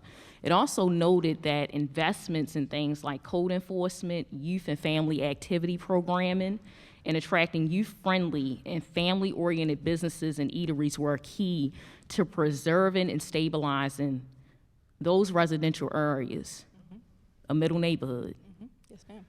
How do you plan to assess already built-out plans that have just lingered, like the Bel Air Road corridor TAP report, to implement the recommendations that are within those that already have the approval of residents as subject matter experts? Yes. So some of those plans have gone into our middle neighborhood strategy. So I am not a supporter of plans that sit on a shelf. But I do think that there is an opportunity for us to revisit some of those plans to really glean some of the recommendations that we believe are actionable and that we believe we can move quickly on, especially if they already have community support. And so many of our agencies, especially the Department of Planning, where our middle neighborhoods work has been a partnership with the Department of Planning as well as Live Baltimore, the Department of Housing and Community Development. So those are the agencies that many of these plans sit with. And so they, together, of course, with the leadership of this administration, developed that middle neighborhood strategy. But what I can commit to is to have our team, especially before rolling out the full comprehensive strategy, take a look at some of these plans to see if there are additional recommendations that might be able to supplement the strategy. As a follow-up, and I would say that I would hope that they would have already taken a look at these plans. I think they did, but I will make sure they did. When assessing the FY24 budget priorities and capital investment projects, talk to me about how you plan to prioritize. You see, I'm going somewhere with this. Absolutely. How do you plan to prioritize our middle neighborhoods within this upcoming budget and other often forgotten areas, just like that Bel Air Road corridor? What does that investment look like for those areas within this upcoming budget? Yep. And so I think, so one of the things that we are facing challenges with our upcoming budget, I have communicated that, I think, with the city council, but that does not mean that we are not going to be intentional about our investments. And this mayor in particular has made equity his focus. And so those are the neighborhoods that this mayor wants this administration to focus in on. And so when it comes to the capital budget, of course, we have our kind of equity matrix that we use in developing the capital budget. But with this middle neighborhood strategy, this will be woven throughout the entire government. So I talked about kind of the direct service delivery areas that we're going to be focused on, but that also includes capital improvement as well. That also includes, the strategy that we developed with the Mayor's Office of Children and Family Success, as well as the recreation and parks as well. And so those neighborhoods will be neighborhoods that we are prioritizing for investment because they are lifted up as priority neighborhoods through this middle neighborhood strategy. So what I hope we do in budgets moving forward is that if we lift something up as a strategic priority of this administration, that we are weaving that strategy throughout the entire government, which would include middle neighborhoods, and it would and should and will show up in our budget. All right, thank you very much. Next up is Councilman Costello. Thank you, Mr. Chair. Is unmuted. Mr. Chair. Okay, go ahead. Can you hear us? Thank you, Mr. Chair. Can't hear. Can't hear. Can you turn the sound up? He needs to get closer.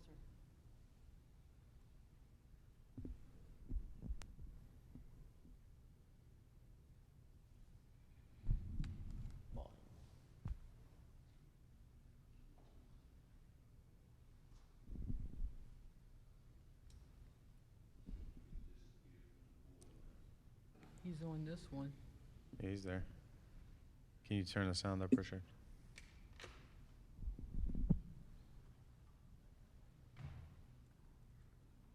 Can you hear me? Yeah, we can hear you now. Thank you, Mr. Chair.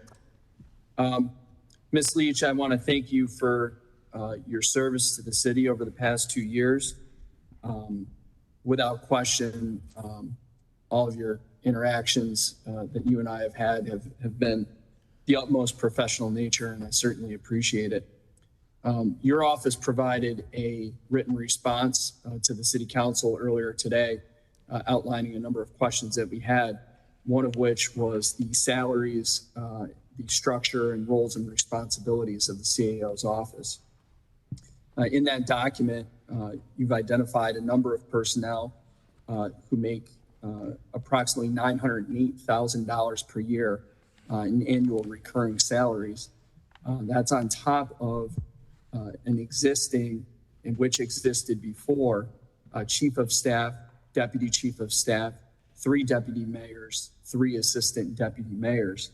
And when we're currently experiencing issues in the city, such as not being able to have weekly recycling curbside collection, not being able to adequately coordinate utility work in the public right-of-way, and erroneous water billing that still remains a significant issue, I'd like if you could explain what it is that this new functionality that we're paying $900,000+ per year is working to accomplish.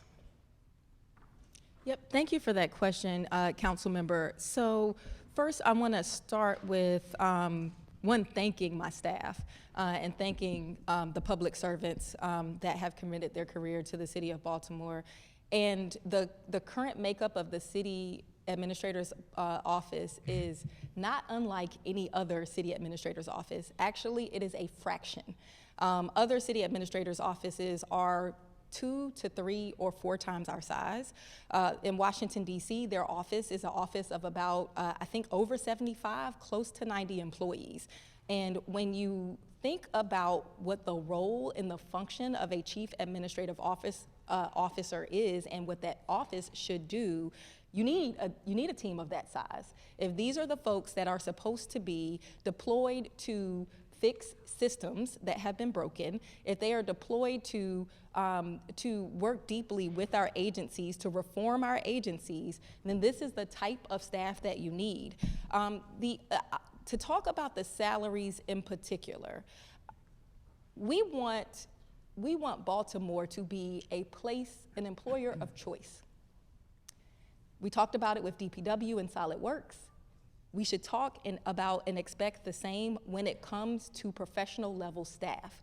These are staff that have significant backgrounds in government administration, and these are the salaries that they demand, right? Because they can make more on the private side, or they could just go to a different county or another jurisdiction and make $20,000, $30,000, $50,000 more than what they make here in the city of Baltimore.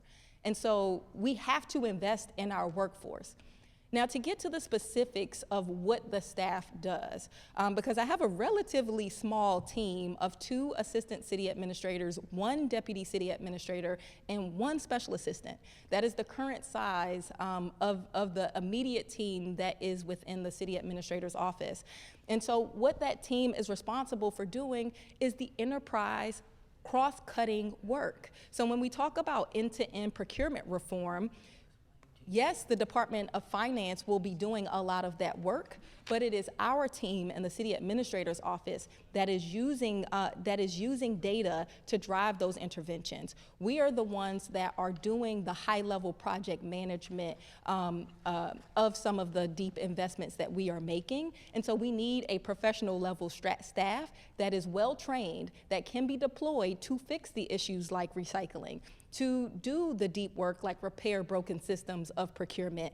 And so I, for one, am proud of the work that my staff has done, and I think that I know that they will continue to do the hard work of fixing some of our systems that have been deeply underinvested in for decades.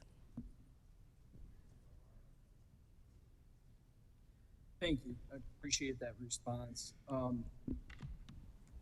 Hoping that you can help clarify the relationship between CAO position and the chief of staff in the mayor's office, and whom reports to who. And specifically, I asked that question in the context of an article that I read, I think today or yesterday, with respect to the city making a purchase of $30,000 in CIAA tickets for that tournament. And I'm curious as to how a decision like that is made, who makes that decision, who makes the final authorization, and how that's all tied together. Yep, sure. So I can talk about the overall structure. So the deputy mayors report to the chief administrative officer, as well as the deputy chief administrative officer. And then under each of the deputy mayors, there are a cluster of agencies. So I spoke earlier in my testimony about the cluster of agencies that were under me as deputy mayor. The operational agencies are under the chief administrative officer and reporting directly to the deputy chief administrative officer. The public safety agencies are under the deputy mayor for public safety. So the city manager or chief administrative officer has oversight for the government operations side of the house, right? So that's everything under the deputy mayor. It's everything under the deputy city administrator. On the chief of staff side, the chief of staff manages relationships with the council, and so the mayor's office of government relations reports up to the chief of staff. Communications is also a function that reports up to the chief of staff. The law department reports up to the chief of staff. So those are the functions that sit there. In reference to your question about the CIAA tournament, first I want to acknowledge the economic impact that a tournament like the CIAA has on the city of Baltimore. So I talked about being from North Carolina earlier. So I've been a participant in the CIAA for 25 plus years. So I worked in Mecklenburg County, which is in Charlotte, North Carolina, for 4 of the 15 years that Charlotte had the CIAA. I think at its peak, Charlotte received about $50 million in economic impact from 1 week of the tournament. So we are only seeing the beginning of the impact that the CIAA will have on the city of Baltimore. So I do want to acknowledge the economic impact. I do also want to clarify, and while I don't have details, what I am aware of is that the amount paid for the tickets was closer to about $7,600 and not the $30,000. And so, but we should start in talking about why an administration would pay for tickets. One, it's the right thing to do and it's ethical. So for us, it was about understanding what we could and could not do ethically as it relates to tickets for the CIAA. It required that we purchase tickets. We want our students, we want community members to be able to enjoy when activities like the CIAA come to the city of Baltimore. So youth groups were groups that received those tickets to the CIAA that we paid approximately, I think $7,500, $7,600 for. I will make sure that I get it for you. I believe that amount was under $10,000. But we want our residents to be able to enjoy when activities like that come to town. Yes, we want the visitors to have a good time and tourists, but it's also about ensuring our legacy residents also get to benefit and participate when fun activities come to the city like the CIAA basketball tournament. So thank you for that.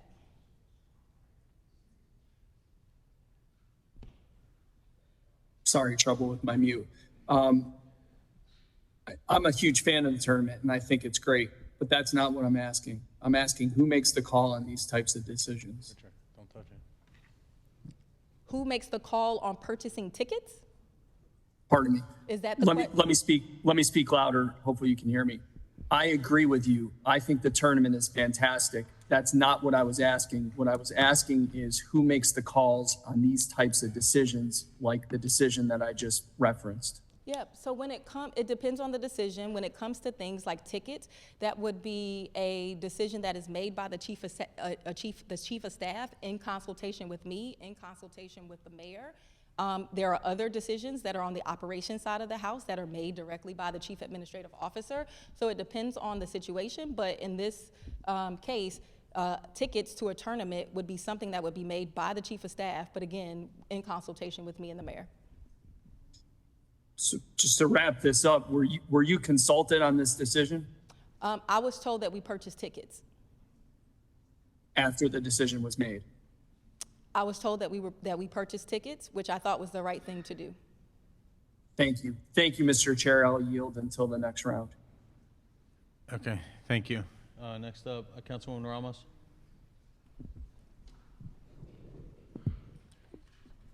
Thank you, Mr. Chair. Acting City Administrator, you've been super responsive anytime my office emails or I email, surprisingly any time of night as well.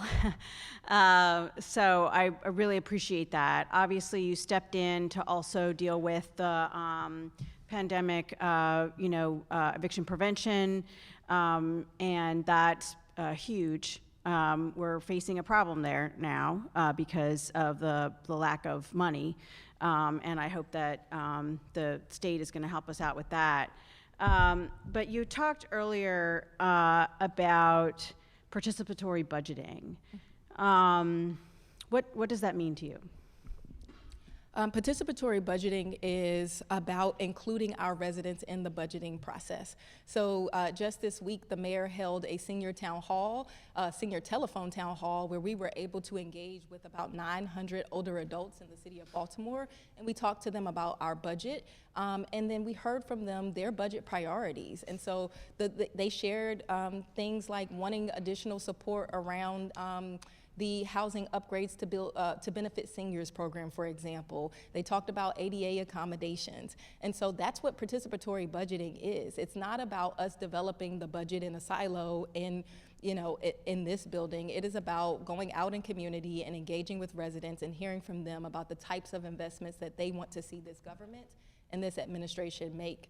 In addition to the senior telephone town hall, the mayor also held a Facebook Live and an Instagram Live budget session yesterday evening, which will be streaming on Charm TV as well. And so we also were able to engage with hundreds of residents there. And then on Sunday, we are going to do an in-person session at the War Memorial Building, where we again will hear from residents. And that won't be the only engagement that they will have around the budget, because we're still building the budget, as you all are aware. After we develop the preliminary budget, we'll be going out into communities across the city, telling them about what is in the budget, and also getting their feedback, because there's an opportunity to make updates before we develop our recommended budget. Well, I thought that the budget starts to get established right after we pass it, right? We pass a budget, and then the agencies are asked for their budgets and priorities, and then we hope, we get our estimates, and we, work with the state. So it kind of seems to me like this engagement is kind of late in the process. Are you planning on changing that for next budget cycle? So let me actually add there. So when I came on, my expectation was that we did additional participatory budgeting. We already did several budget sessions. I want to say it was 3, if not 4, through BBMR. Our budget team had done several sessions. And so those sessions, I think, were held in January, if I'm not mistaken. I will get you the exact dates. So to date, we've actually done 6 or 7 of these budget sessions. And I want us to do more, because it's really important for me that we hear directly from the community, which was why when I was appointed to this position, I immediately had us figure out how we could talk directly to seniors and other community members. So this was in addition to work that already happened. Yeah, one session was we sponsored in our district, and I think some of the other council members had also sponsored some. I think, though, that like true participatory budgeting, when you think about the technical term, is not just about input from community, but also like real. The technical term of participatory budgeting is really around actually residents being able to have hands-on voting, being a part of the process. Do you see us moving in that direction? Because we don't have that, pure sense of the word, right, at some point in time in the in how we do budgeting. So I think that we will evolve and mature our participatory budgeting process over the coming years. And when I have more time in the role, we'll be doing even deeper engagement and finding ways to engage with residents throughout the year around their budgeting priorities. And so I can't say that it will look like residents having a direct vote in the budget, but we will be communicating with residents, getting their feedback. We'll be telling them about how the investments are showing up and working with them throughout the year on what the budgeting process can and should look like. Yeah, the budget simulator, I guess is what it was Yes. called. Obviously, this is the first year that it was done, so I know that the team is looking into ways to improve it. I was glad to see it, but I do think we need to make that a lot more user-friendly and Okay. also not still have a way for our older adults who aren't being able to participate in the simulator, be able to have those activities there. So I appreciate that. My second question is about equitable development. You talked about equity in terms of service delivery.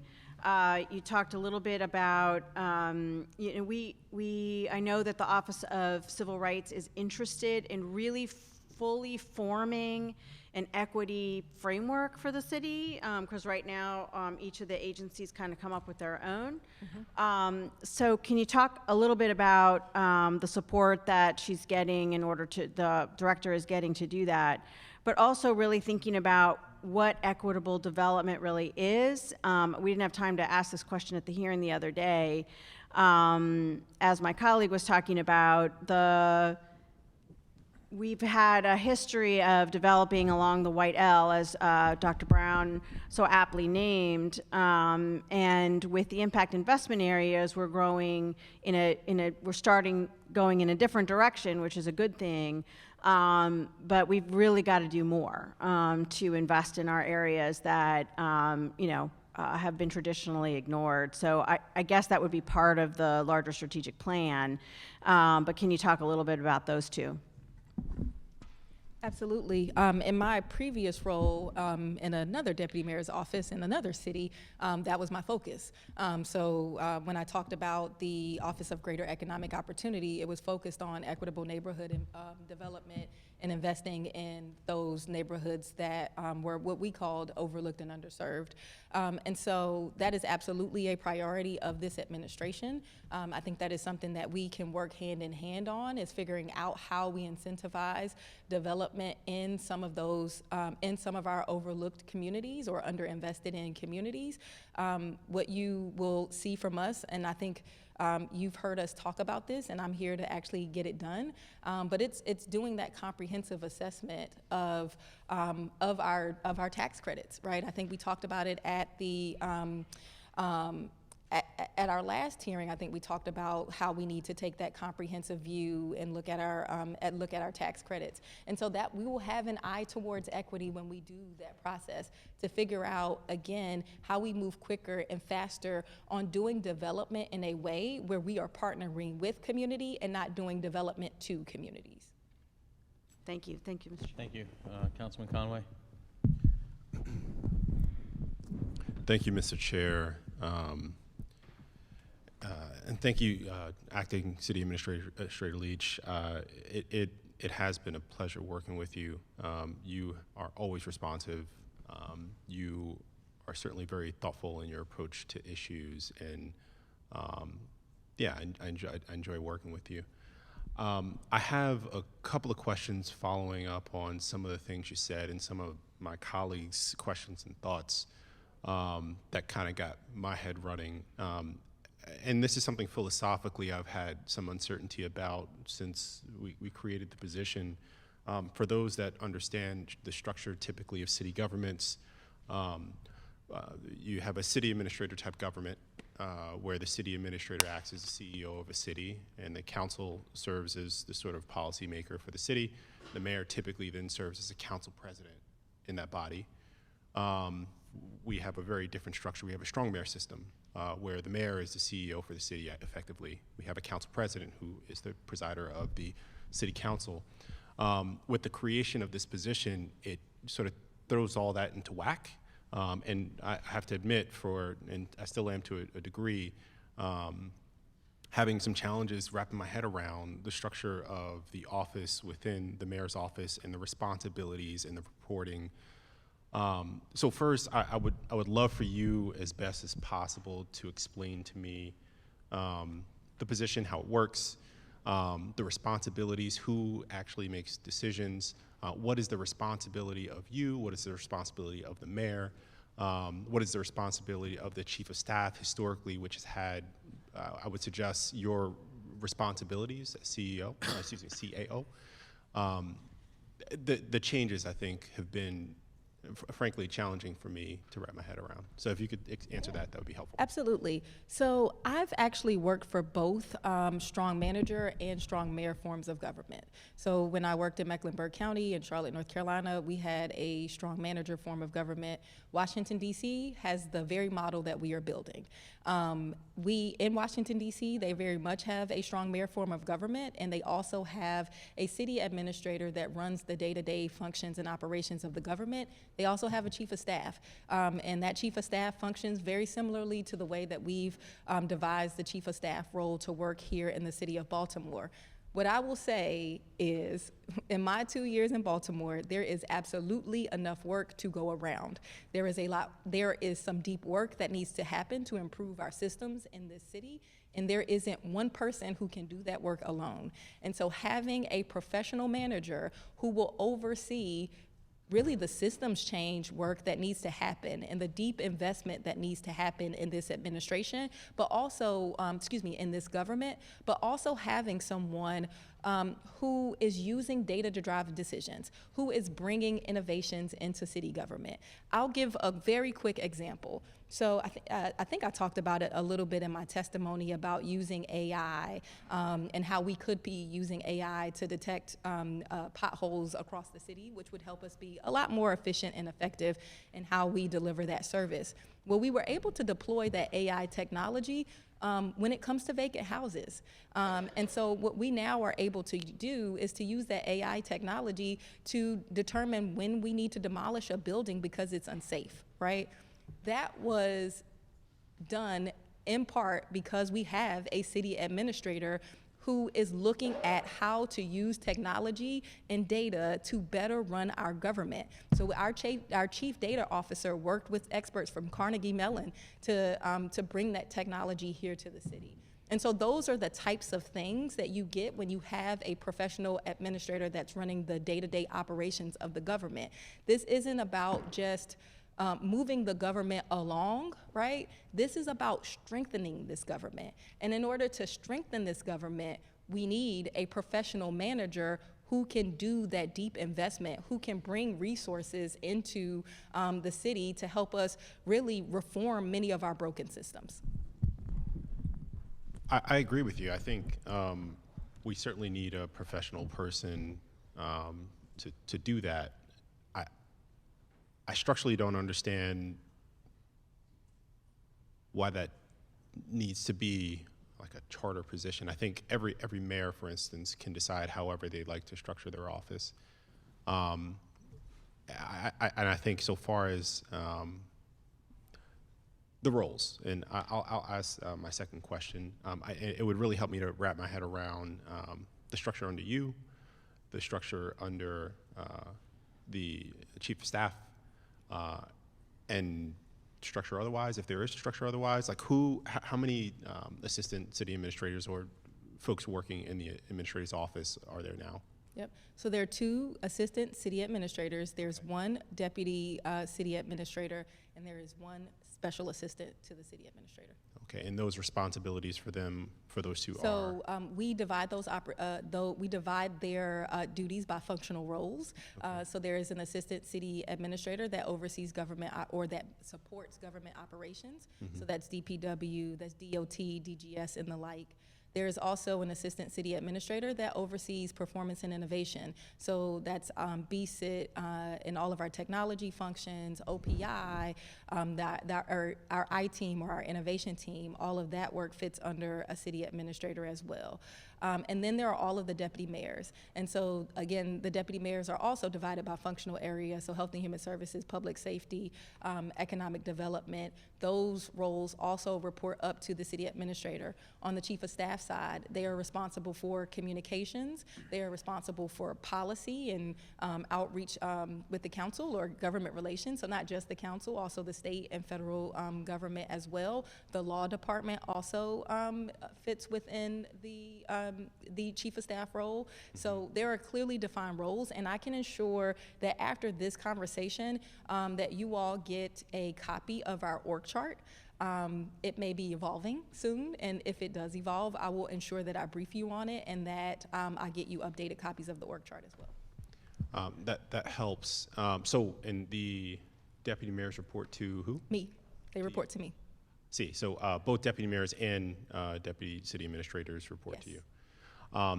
And so when it comes to an issue, let's say we have a complaint about a rec center.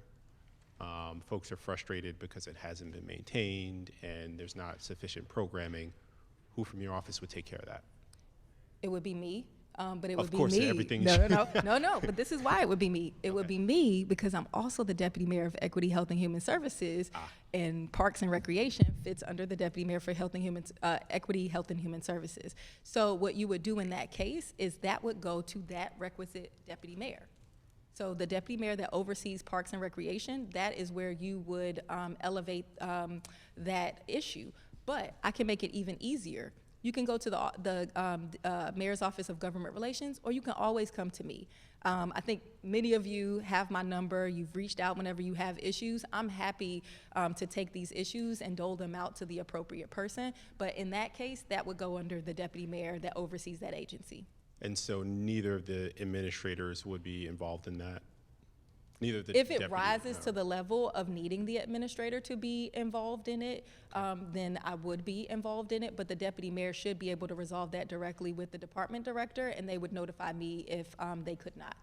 So when you say rise to a level, are administrators over deputy mayors? Yes, meaning the chief administrative officer. Of course you. Okay. See, this is what I'm talking about. This is what I'm talking about. The hierarchy, if there is one. So it's actually not. So if I were to show you the org chart or what the evolution of the org chart, so there are deputy mayors. The deputy mayors report up to the city administrator. There's a deputy chief administrative officer. That person reports to the the chief administrative officer. Under the deputy mayors, there are assistant deputy mayors because deputy mayors can't do all the work themselves. They need project managers and people that can help get things done. That's what the assistant deputy mayors do.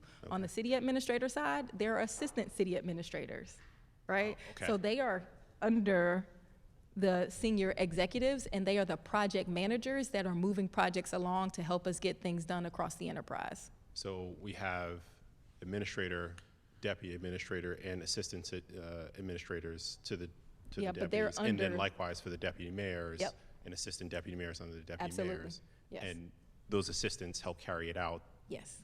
Okay. Thank you. You're welcome. Mr. Chair. Yeah. All right. Now I think you got a lot more of us confused. So with where's the hierarchy with city administrator versus what Councilman was saying? Previously, the chief of staff played the role that appears that the city administrator position has been playing over the past couple of years, or supposed to be playing. There hasn't been clarity over and this is prior to you, but I'm saying since we've had a city administrator, there hasn't been clarity as to really who's in charge, right? So between the city administrator versus the chief of staff. In the beginning of our term, or previously, before there was a city administrator position, the mayor's chief, it was the mayor, the mayor's chief of staff, and then basically everybody else.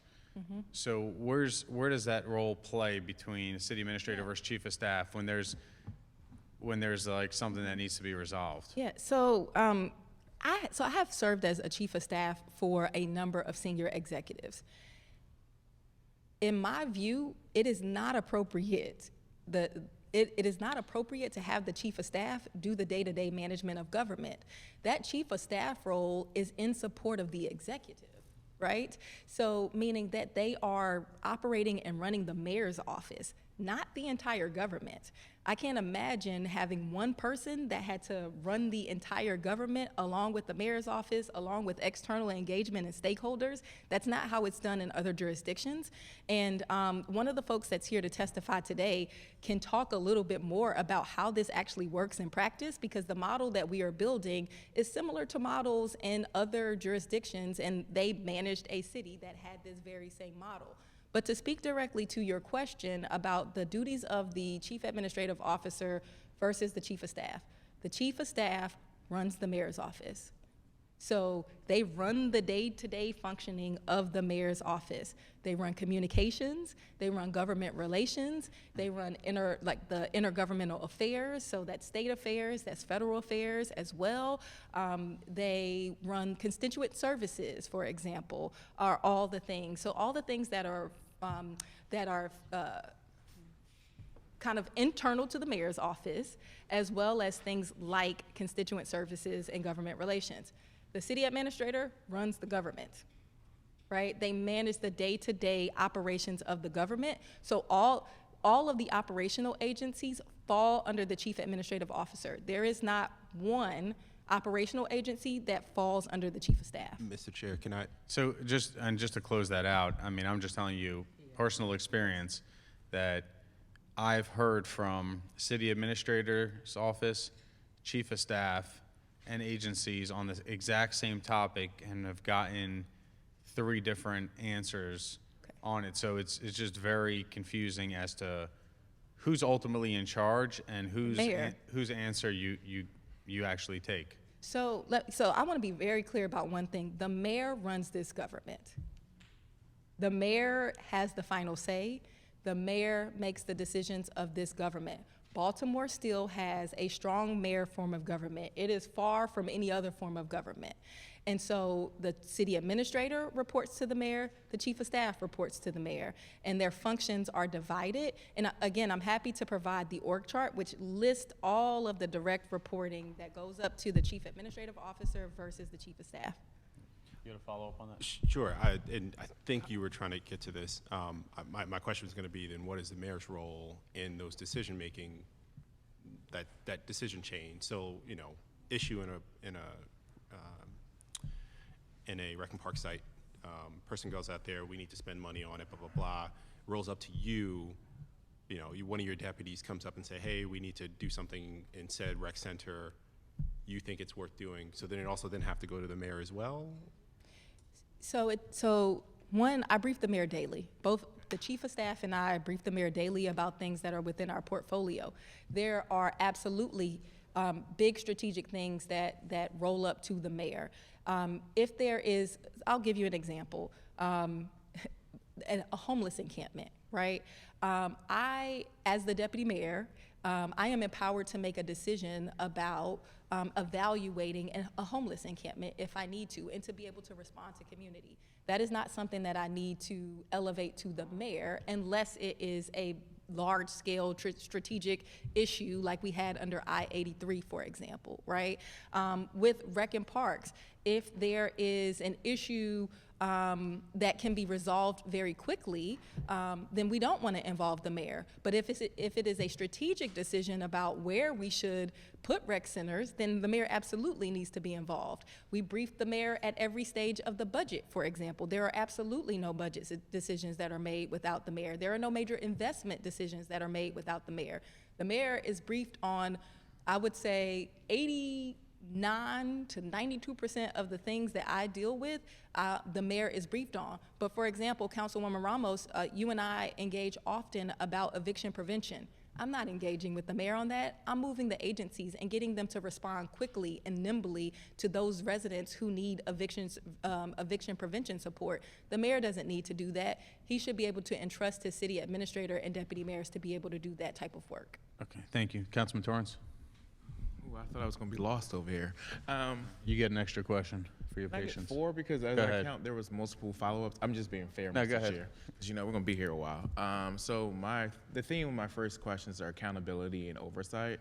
As someone who has served in the mayor's office, is understanding this shift, and I'm gonna be frank, I'm thankful that we shifted to a city administrator because having a chief of staff to manage the entire city government, as well as the mayor's office, was inefficient when I worked in the mayor's office. As someone who's worked in the mayor's office, when it came down to oversight, there were special assistants deployed throughout city government during my time in the mayor's office, in which they were present to do similar things as your deputy administrators were, but they were the eyes and ears of the mayor in those agencies. So I've learned 2 things since returning back to city government, in that while we have the role of the deputy administrator as well as others, and we worked well with coordinating cross-collaboration, that cross-collaboration has been amazing. However, my question is, how do we go deeper, right? And that deeper goes down to our middle management. What I find in city government is that most of the failures that happen within our systems are in middle managers.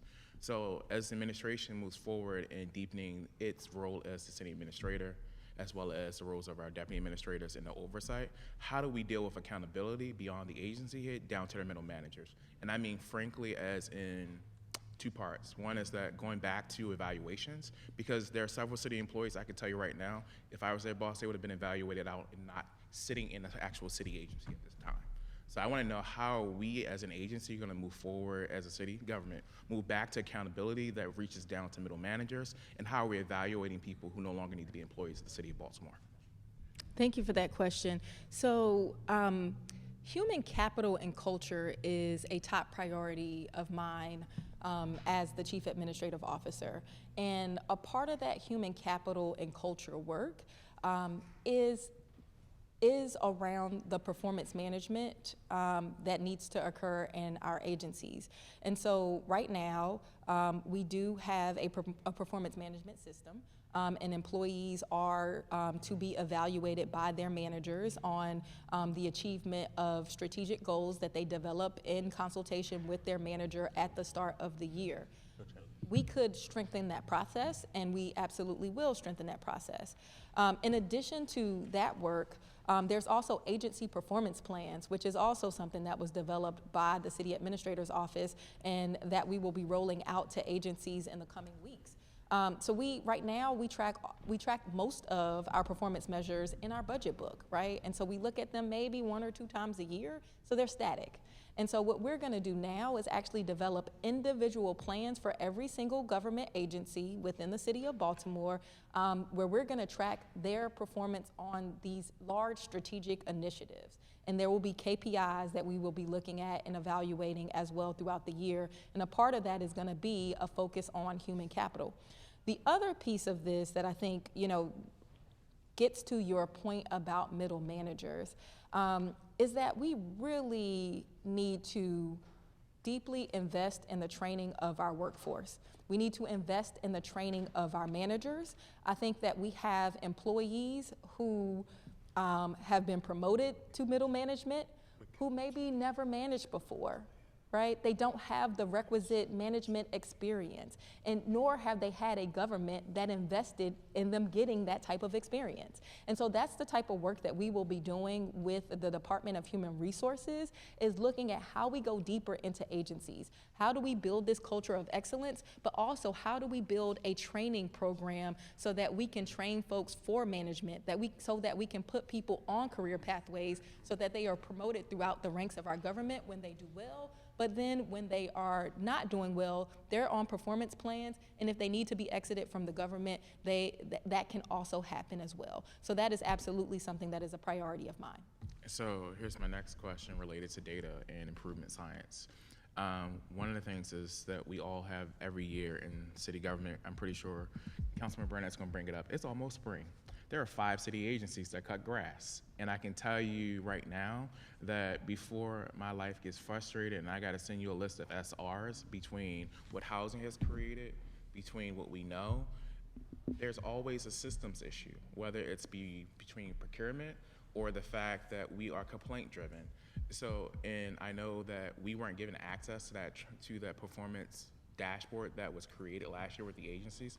So one of my requests for this conversation is that we be given access to it, because I will tell you that the bane of my existence as a person who understands organizational management is that I can't hold these agencies accountable as much as I would love to if I can't see what your data is looking like, right?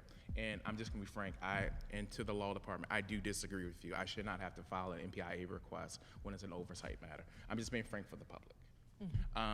And I say this because in a few weeks, we will have a hearing more than likely about cutting grass, right? And it is always a bane in our existence between the SR numbers that are generated by housing, as well as the numbers that are generated by residents who complain about it as well. We always know that there's houses that have vacant building notices, there's houses that we know that we're gonna have to visit, there are plots that we have to visit. So strategically, as our new city administrator, how will you address that? Because we were given opportunities to manage it differently. And I say this, and let me list for the public's consumption the agencies that got grants. DOT, Rec and Parks, DPW, as well as city schools, and then we have some contracted work as well, right? That happens as well. I wanna know, for the known lots, and this is not an immediate answer for you, for our known lots and our known cuts, how are we addressing it on a schedule that we can have in-house, that we can maintain right away and actually budget for it? And then also, since we have abilities to do citations for those properties, how do we proactively start citing them anyway without it being complaint driven? And then in addition to that, how do we speak to the fact that for the ones that we don't have on cycles, how do we use and employ minority contractors to address those, because they may have the immediate flexibility to address them right away? Thank you for that. So I have an initial one-word response and then an explanation. My one-word response is MOSTAT. And so what MOSTAT is actually a stat that I led in another jurisdiction, because Baltimore is not unlike other jurisdictions where there are multiple agencies that do the same thing, like cut the grass. And so what we were able to do through MOSTAT, and what we do here in CleanStat, you bring all those agencies together, and you bring them together before the mowing season starts. And so you talk about things like your procurement issues ahead of season, because we don't want to run into procurement issues within the season. We look at things like equipment. Do we have the equipment that we need in order to mow all the plots of grass that we need to mow across this city? As it relates to vacant properties, you know, the previous hearing was about Clean Core. We now have contractors that are working in 16 different neighborhoods where one of their charges is around maintaining vacant lots or lots that have vacant building notices. And so they will be doing grass cutting and maintenance and upkeep of those lots. And then they'll be working closely with the Department of Housing and Community Development so that we can find the owners of those properties if we have to maintain their properties. So I'm actually very interested to see how this mowing season goes now that we have this additional capacity and support in those 16 neighborhoods. We have already been coordinating all of the agencies that are involved in the mowing process. Now, as it relates to the small and minority contractors, one of the first issues that I faced when I got here in my role as deputy mayor was actually this issue of mowing. And I think originally we ran into a contract issue, and I was surprised to find that there was one contractor who had contracts with all of the major mowing agencies that were doing mowing. And so one of the things that we talked about very early on was figuring out how we can unbundle or break down that contract or the mowing contract so that we are able to equip more of our small and minority businesses to be able to do this work. That first season, we actually did try to do that. So with Baltimore City Recreation and Parks, we actually divided the city by 6 and had these 6 different zones. And we tried to work with minority contractors and small businesses in those zones. Some of the challenges we face, which are not unfamiliar to our small and minority businesses, equipment was a challenge. also having employees in the capacity to mow the volume of land that we needed them to mow was also a challenge. And so I think there is absolutely an opportunity for us to do some training and for us to partner with MBU and other organizations within the government to really figure out how we can support and scale those minority contractors so that they can grow and compete for this mowing contract, because there are some small minority contractors out there that want to do this work. A big challenge is capacity and also equipment. Thank you. Now here's my next question. This is more so related to the Department of Housing and Community Development as well as their enforcement. So I live in a district that is in West Baltimore that's both in the white L and the black butterfly. And I'm continually frustrated, and this is not to the agency's staffing in terms of like the people, it is in corporation to moving the agency in a different direction. And I say that in a way because if, as a council person, when someone tells you that someone's doing, performing unpermitted work at 6 o'clock at night, at 8 o'clock at night, 11 p.m., there is no agency person available to actually respond to that. So by the time we get there the next morning after SR is put in, there's no proof of the work unless you're looking into the window. And I value the safety of our staff, but I think this is one of the things I'll charge you with, is figuring out how we work with our bargaining unit to get our staff deployed, at least some of them, for 24 hours. And I will say this as a council person who's talking to other colleagues, that is a priority that we no longer want to negotiate. And I'm just gonna say that frankly, because I can tell you, case in point, in Penn North, a person decided to create a door in their basement out of a window, and it caused structural damage to both adjoining neighbors, where they had cracks in their foundations because of it. And the officer, one of our fine, outstanding police officers, took pictures, took video, which helped us, but he could do nothing else about it because he does not have the credentials to say you are not doing unpermitted work. So I think that we need to structurally think about, as a city agency, how to be flexible, because in communities where I have, and let me be frank, I'm thankful for the administration's investment in attracting middle-class black people back to West Baltimore, but people are building in homes and making them unsafe. So I don't want the wealth that we're bringing back into West Baltimore be in jeopardy because someone was not there to see what work was being completed at night and not permitted. So I want to know how we can be flexible enough to start working with not only our bargaining unit, but as structurally as an agency to move forward with somehow changing the staffing model. Thank you for that question, Council Member. That is something that I'm gladly to have additional conversations with you about, so we can talk about your vision, and I can also have that conversation with other council members that have that same vision as well, because I do think that that is I would say a medium, somewhat term process, right? We all know the level of negotiations that we have to go through with our bargaining units, but that's something that we can definitely consider as we go into negotiations in the future. Thank you. You good? No, I got one more. Go ahead. So here's one more. So we're talking about culture and attracting talent. From previous hearings, we found that we had about 40-something% of the positions that we have in city government that require a degree are currently vacant. What we've found from even just doing council staffing, that people with degrees are not interested in working here because of the compensation. So what I would like to know is, how will you help us with attracting talent and keeping talent? Whereas I've started seeing other colleagues, and I have a few colleagues in DC, a few colleagues in Philly who are interested in starting offering as much as tax credits directly to employees who couldn't leave positions we couldn't actually fill, in addition to supporting them with student loan debt. So I want to know how we're going to attract talent, keep talent, and fill these positions, and would love to hear your vision on that as well.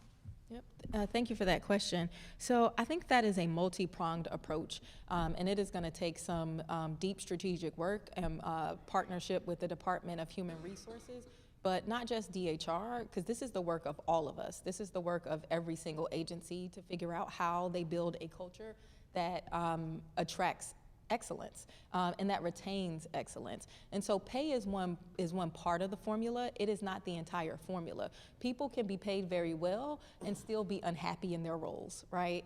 And so what we want to do is also focus on culture, but on the pay piece, because that is a significant piece, especially as we're dealing with inflation, we are looking at things like, of course, ensuring that we're investing in cost of living increases for our employees, but not just that. We are going through a process and will continue to quicken the pace of the process of looking at our job specs, looking at what we pay in comparison to what other jurisdictions pay for the same position. What we find generally across the board is that we may be competitive on the front end, but after you get 2-3 steps in, we are no longer competitive. And so once we get to that middle range of the salary and the upper ends of the salary, we are losing our talent by the boatloads. And so we're going to have to do some really hard work of doing that analysis across all of our major job classifications across the government to figure out how we can increase the pay to be competitive.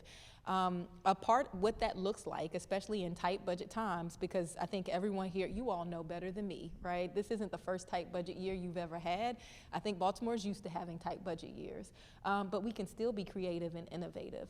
And so I've charged my team, especially through this budget process. There have been a number of things that we've gleaned throughout this budget process. We need to do some deep strategic work about what our financial landscape looks like, so that we can figure out how to pay our employees more and be more competitive, even while we have rising school costs, even while we have aging infrastructure that needs deep investment, even while we need to invest in our fleet. We need to be a nimble government that can do both and to meet the needs of our residents, but also to attract our employees. And so that work will be happening over the summer. I've already charged our finance office with pulling some of that work together. We also will likely bring in some additional support, maybe some of the academic institutions to help us look a bit closer at our budget, to look a bit closer at different revenue sources.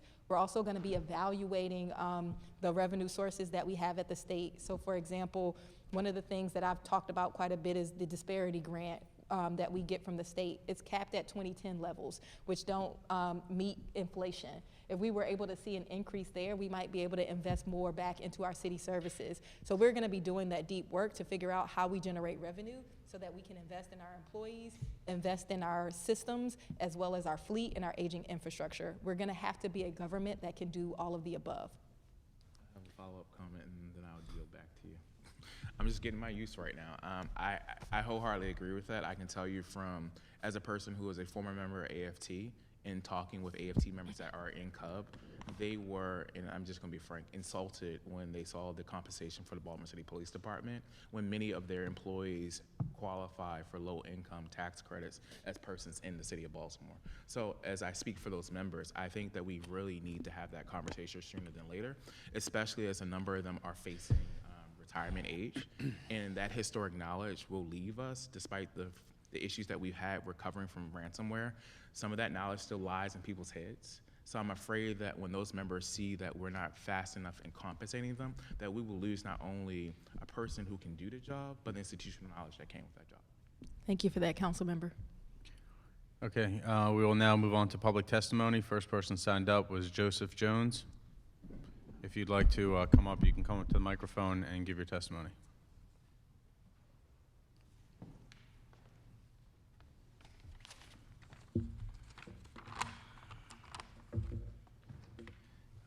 Good evening. Dear Council Member Schleifer and members of the Committee on Rules and Legislative Oversight, I'm writing to express my support for the appointment of Faith Leach as Chief Administrative Officer of the City of Baltimore.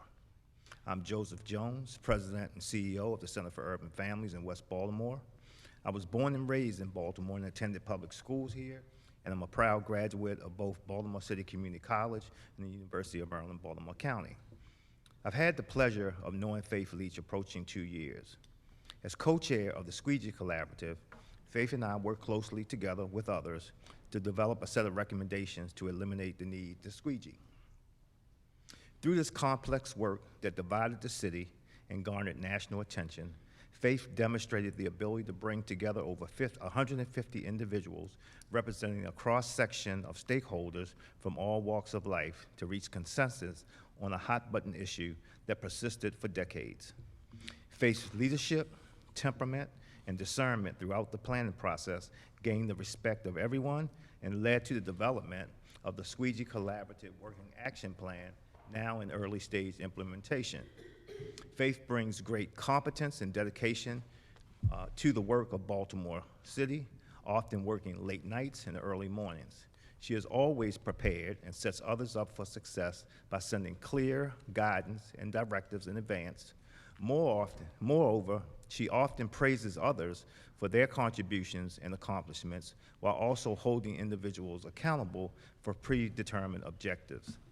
She has gained the respect of the citizens of Baltimore and has been able to move work forward on a set of hyper-complicated issues concerning boys and young men of color. Moreover, Faith is a servant leader who leads by example and with distinction.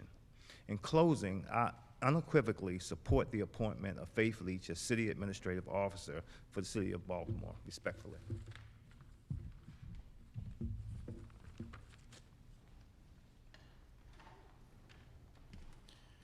Next up, Yolanda Pulley.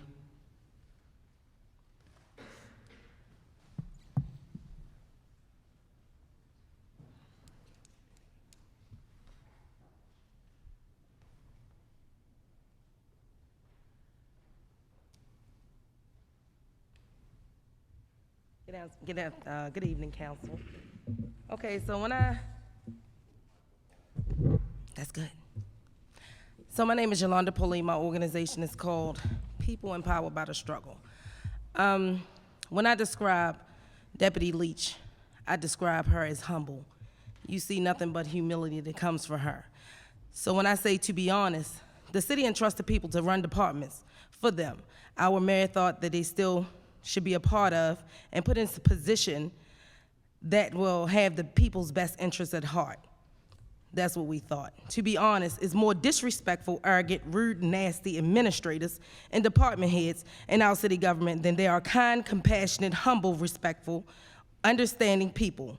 I know that Mayor Scott does not know about this, and this is why Deputy Leach stands out. When we need leadership that hears the cries and the concerns of the people. True story. Back in November, when my organization, PEBTS, had the red tents out front of City Hall. Unfortunately, I can be a hard pill to swallow at times. I can be honest with myself. You know, she came outside and she basically said, "Hi, Yolanda." And I'm like, "Okay, who are you?" She said, "My name is Deputy Leach." I said, "Okay." So she basically came and heard the cries of the people. And she reached out to them. And she, let me see. I asked her who she was and where was she from. And then I responded to her. Our city has a habit of bringing people into our city who don't understand us. Deputy Leach's response was, as I started to walk away, "Let me prove myself to you guys." And she did just that. She stood and observed a homeless man having trouble breathing, and we had to explain to her that he was released from the hospital with COVID. She made some calls and saved his life. She asked, was anyone hungry? And she bought them food. And most importantly, she asked, how could she help? She did what most high officials won't do, listen to them and hear the concerns and attempt to come back with solutions. From that day until now, she has never changed. And she is one of Baltimore City's, to be honest, most valuable gems. She's different. She gets it. For some reason, she understands the people. And our organization always say, in order to understand the people, you have to be one of them. She's one of the people.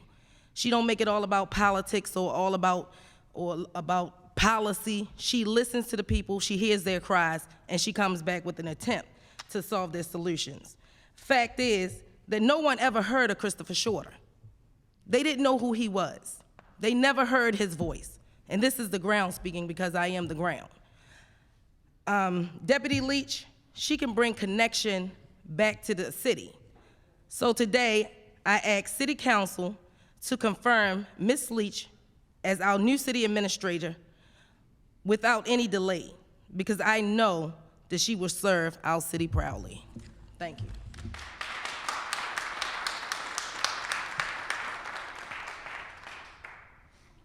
Next up, Rashad Young.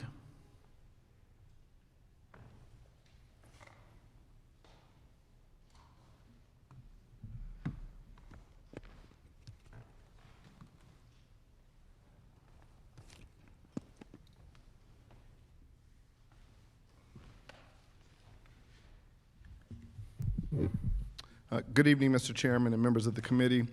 My name is Rashad Young, and it's my honor to appear before you today to testify in support of the nomination of Faith Leach to be confirmed as the next city administrator for the city of Baltimore.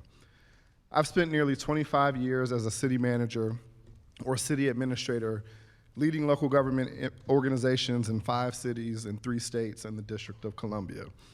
I'm also a longtime member of the National Forum for Black Public Administrators, having served on its national board of directors, and I'm a fellow of the National Academy of Public Administration. So I know firsthand the challenges and the privilege of managing in America's diverse urban cities. There's no question in my mind that Faith Leach is the ideal candidate to be the next city administrator of Baltimore. I've had the pleasure of working with Faith when I was the city administrator of Washington, D.C., and she was a special projects manager in the office of the city administrator, and then the chief of staff to the deputy mayor for economic opportunity. As the chief of staff, Faith was leading the day-to-day operations of a deputy mayor's office that oversaw 5 agencies and more than $500 million in resources. She was developing strategy, policy, and programs that focused on equitable development, the growth of Black and minority-owned businesses, and connecting underinvested and under-resourced communities to opportunity well before the term DEI became popular in our lexicon.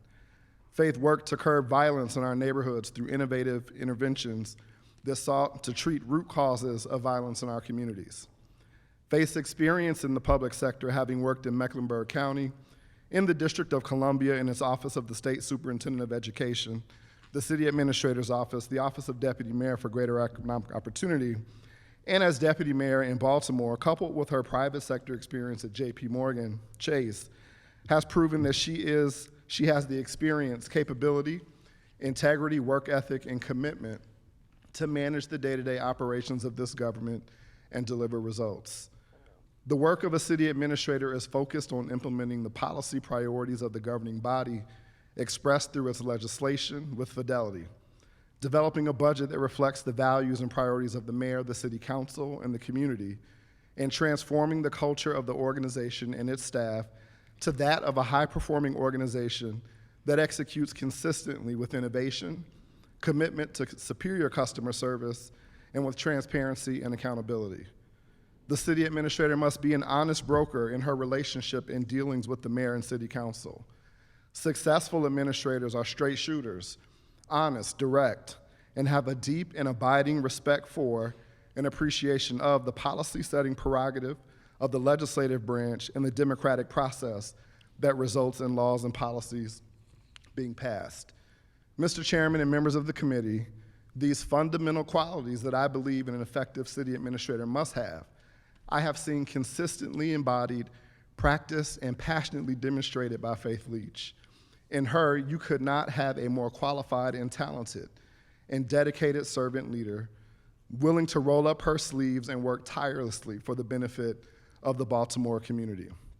I urge you to confirm her as the next city administrator of the city of Baltimore. Thank you again for the opportunity to speak before you today. Thank you very much. Next up is Shalonda Stokes. And anybody else who wanted to testify, now would be the opportunity after Ms. Stokes. I only have 2 sign-in sheets here, and so we've covered everybody. So you're the last, but certainly not least. Go ahead. Thank you, sir. Thank you, Mr. Chairman and members of the Committee on the Rules and Legislative Oversight. I appreciate the opportunity to speak on behalf and to express my support for the appointment of Faith Leach as the Chief Administrative Officer for the City of Baltimore. As many of you know, I'm Shalonda Stokes, I'm the president of Downtown Partnership of Baltimore, and if you know me, you know that I believe and want Baltimore to win. I am a product of Baltimore. I consider myself Baltimore, you know, the Baltimore City Public School System. I graduated from, and Joe, I have to give a shout out to Baltimore Polytechnic and Morgan State University. I've owned an entertainment media company here, and I now have the honor of helping serve and lead what's happening in the transition of downtown Baltimore.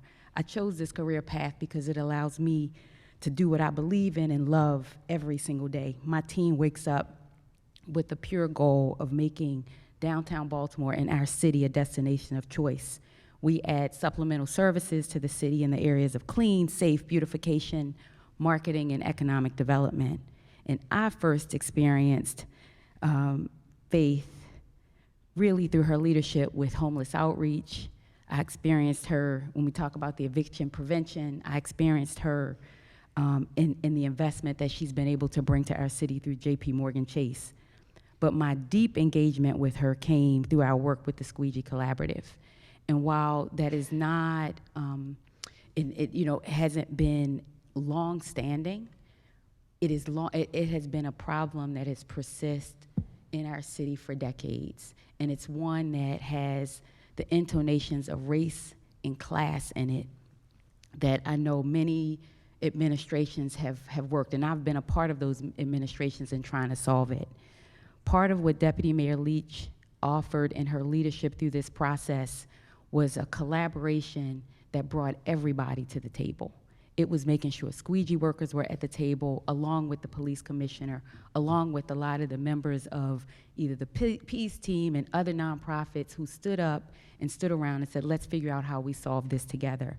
It was that leadership that even rallied around and engaged a business community who said, you know what, I want to raise my hand and figure out how we support. We don't know, how do we engage? And it was her leadership that allowed all of that to happen in here.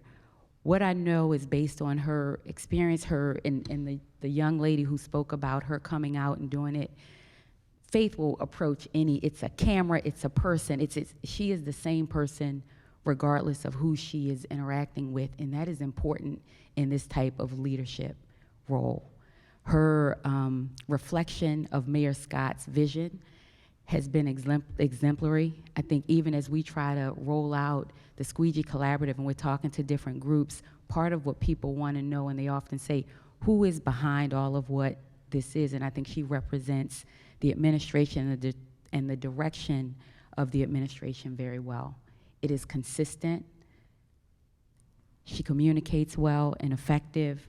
I think all of the things that we need in that leadership style for this. So I believe her accomplishments, her strategic problem-solving skills, and her inclusivity that was evidenced by the Squeegee Collaborative work and reflected in her other things make her a strong candidate for this.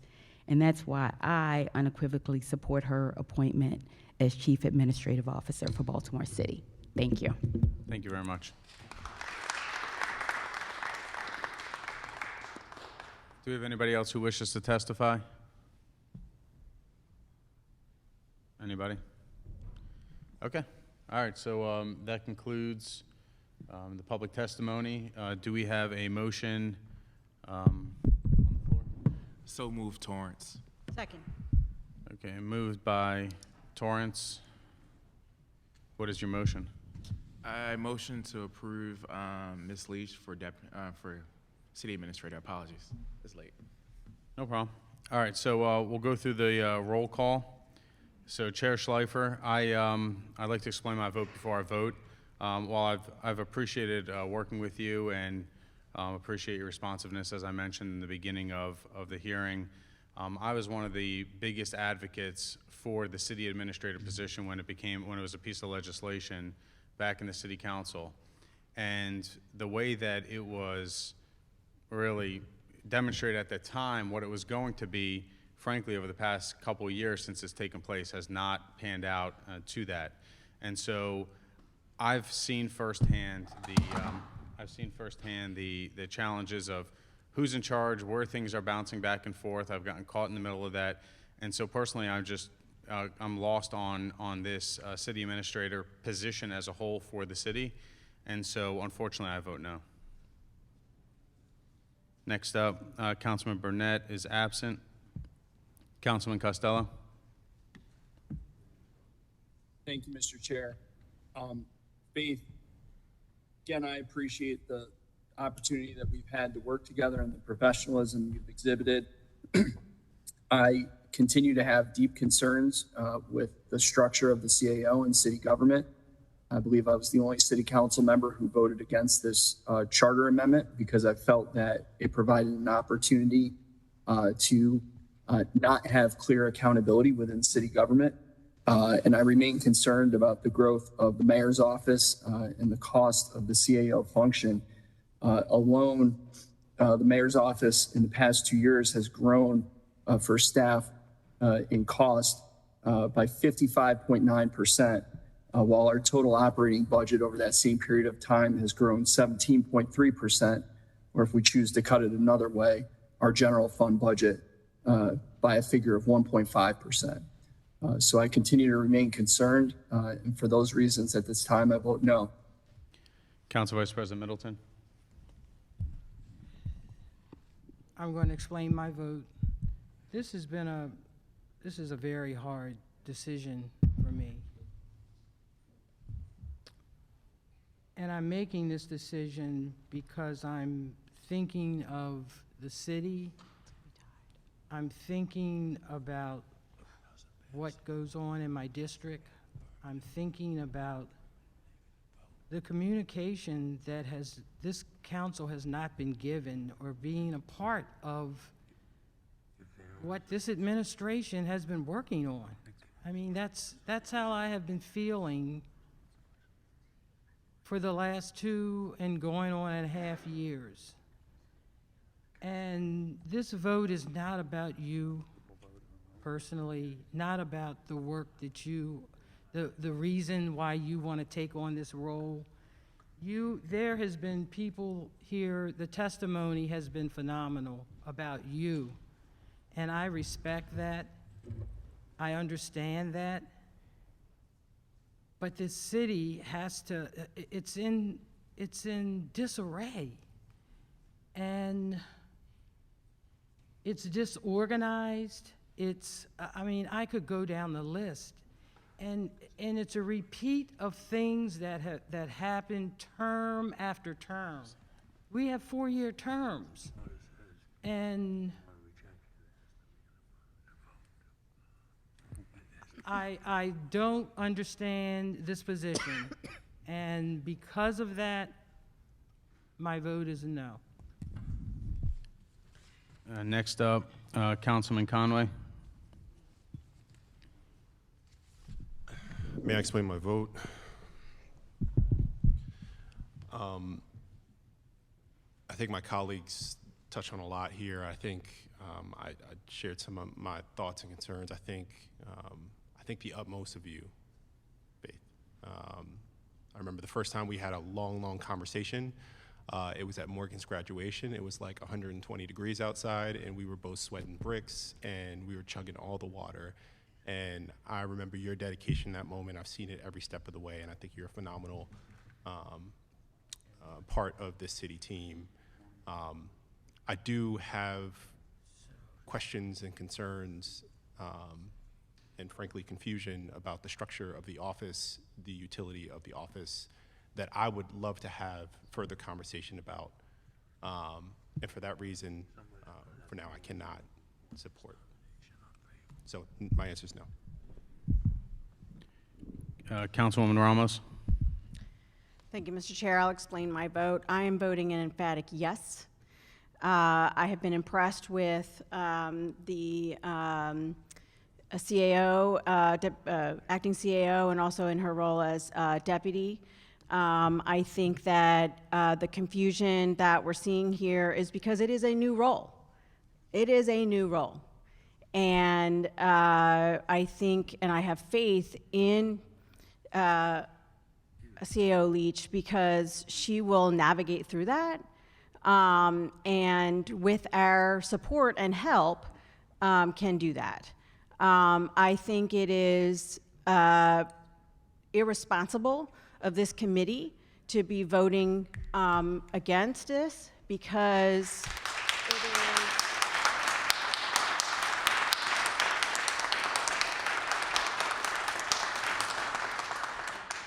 Simply because of the confusion around the office. Right now, we are a city that needs all of us to be behind it. And I have had nothing but great relationship with Deputy CAO Leach, and I know that she will do a good job, but I know that she can't do it alone. So I think this committee should be voting on her and her leadership, and not the confusion of an office that we're all still trying to navigate. And by the way, I'm a huge supporter and voted emphatic yes for a city administrator position, because I've seen in my work statewide, other jurisdictions around the state also have city administrators or a like position, and it works. So we need time to get it right. And I know that we've all had questions and concerns about, the first 2 years, but this is a new position. So this committee should be really focused on trying to work through all of that, and not about voting down the possibility of having amazing leadership in our city. I'm very upset about this, because we have a responsibility to make sure, I still have questions, I don't agree with everything, but we're here to give an opportunity for leadership in our city. She's performed everything that at least I have asked, and then some, frankly. And so if we have problems with the office and the confusion around city administrator versus chief of staff versus mayor, let's do that somewhere else, okay? Let's do that.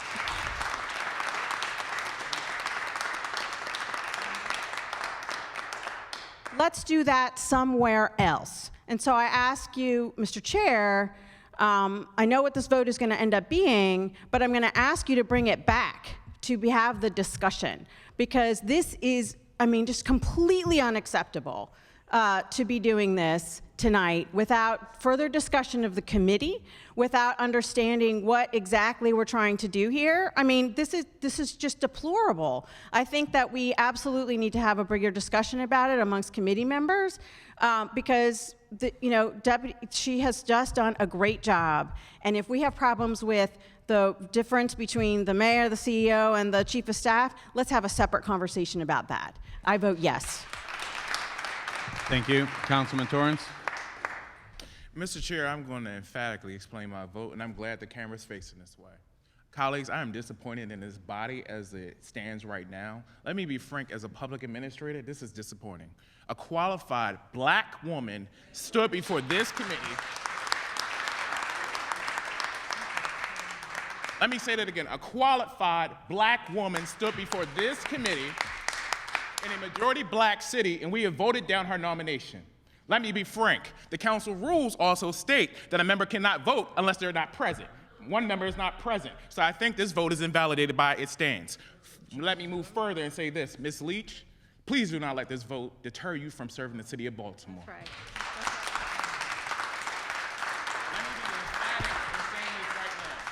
This is an election year, and this is grandstanding at its best. And I'm going to call it what it is. And as a member of this council, as a person who sits in the middle of this council, because I want to stand and be able to talk to each and one of my colleagues. Tonight, you have failed the city of Baltimore. We overwhelmingly voted in favor of a city administrator. And tonight, that office remains vacant because we have failed our constitutional duty to the citizens in the charter of this city. I am pissed off and I'm tired. And I'm being frank, colleagues. While I may respect you in the sense of this chamber, you have violated the trust of this chamber and the people of Baltimore. This black woman stood before this committee with impeccable credentials, who has come from the District of Columbia, and we have changed this city and we moved the culture. We have now lost a director of DPW because we have shifted the culture.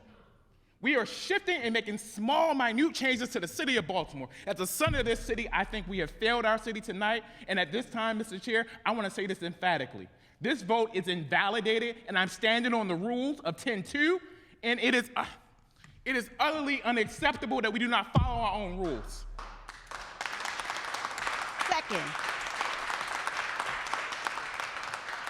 Second.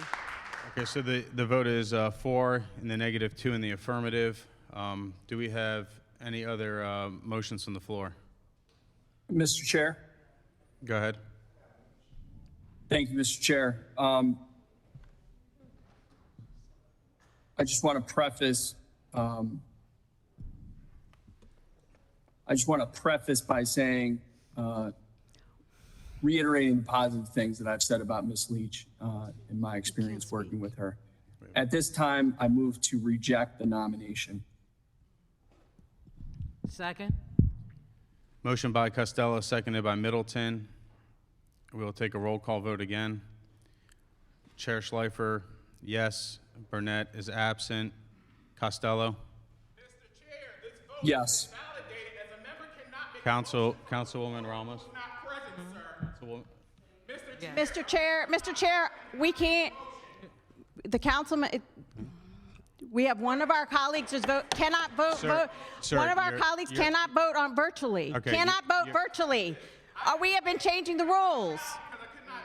Councilman, you're out of order. If you would like to come back to your seat, you can come back to your seat. The vote cannot take place because it's invalidated, sir. Okay, Council Vice President Middleton? A second. Yes. Councilwoman Ramos? No. Councilman Torrance? No. You got to come to the microphone. Again, for the citizens of Baltimore, this vote is invalidated. As a member is not present, and I vote no. Councilman Conway? Yes. Okay, that is 4 votes in the affirmative, 2 in the negative. The motion passes. This meeting is adjourned.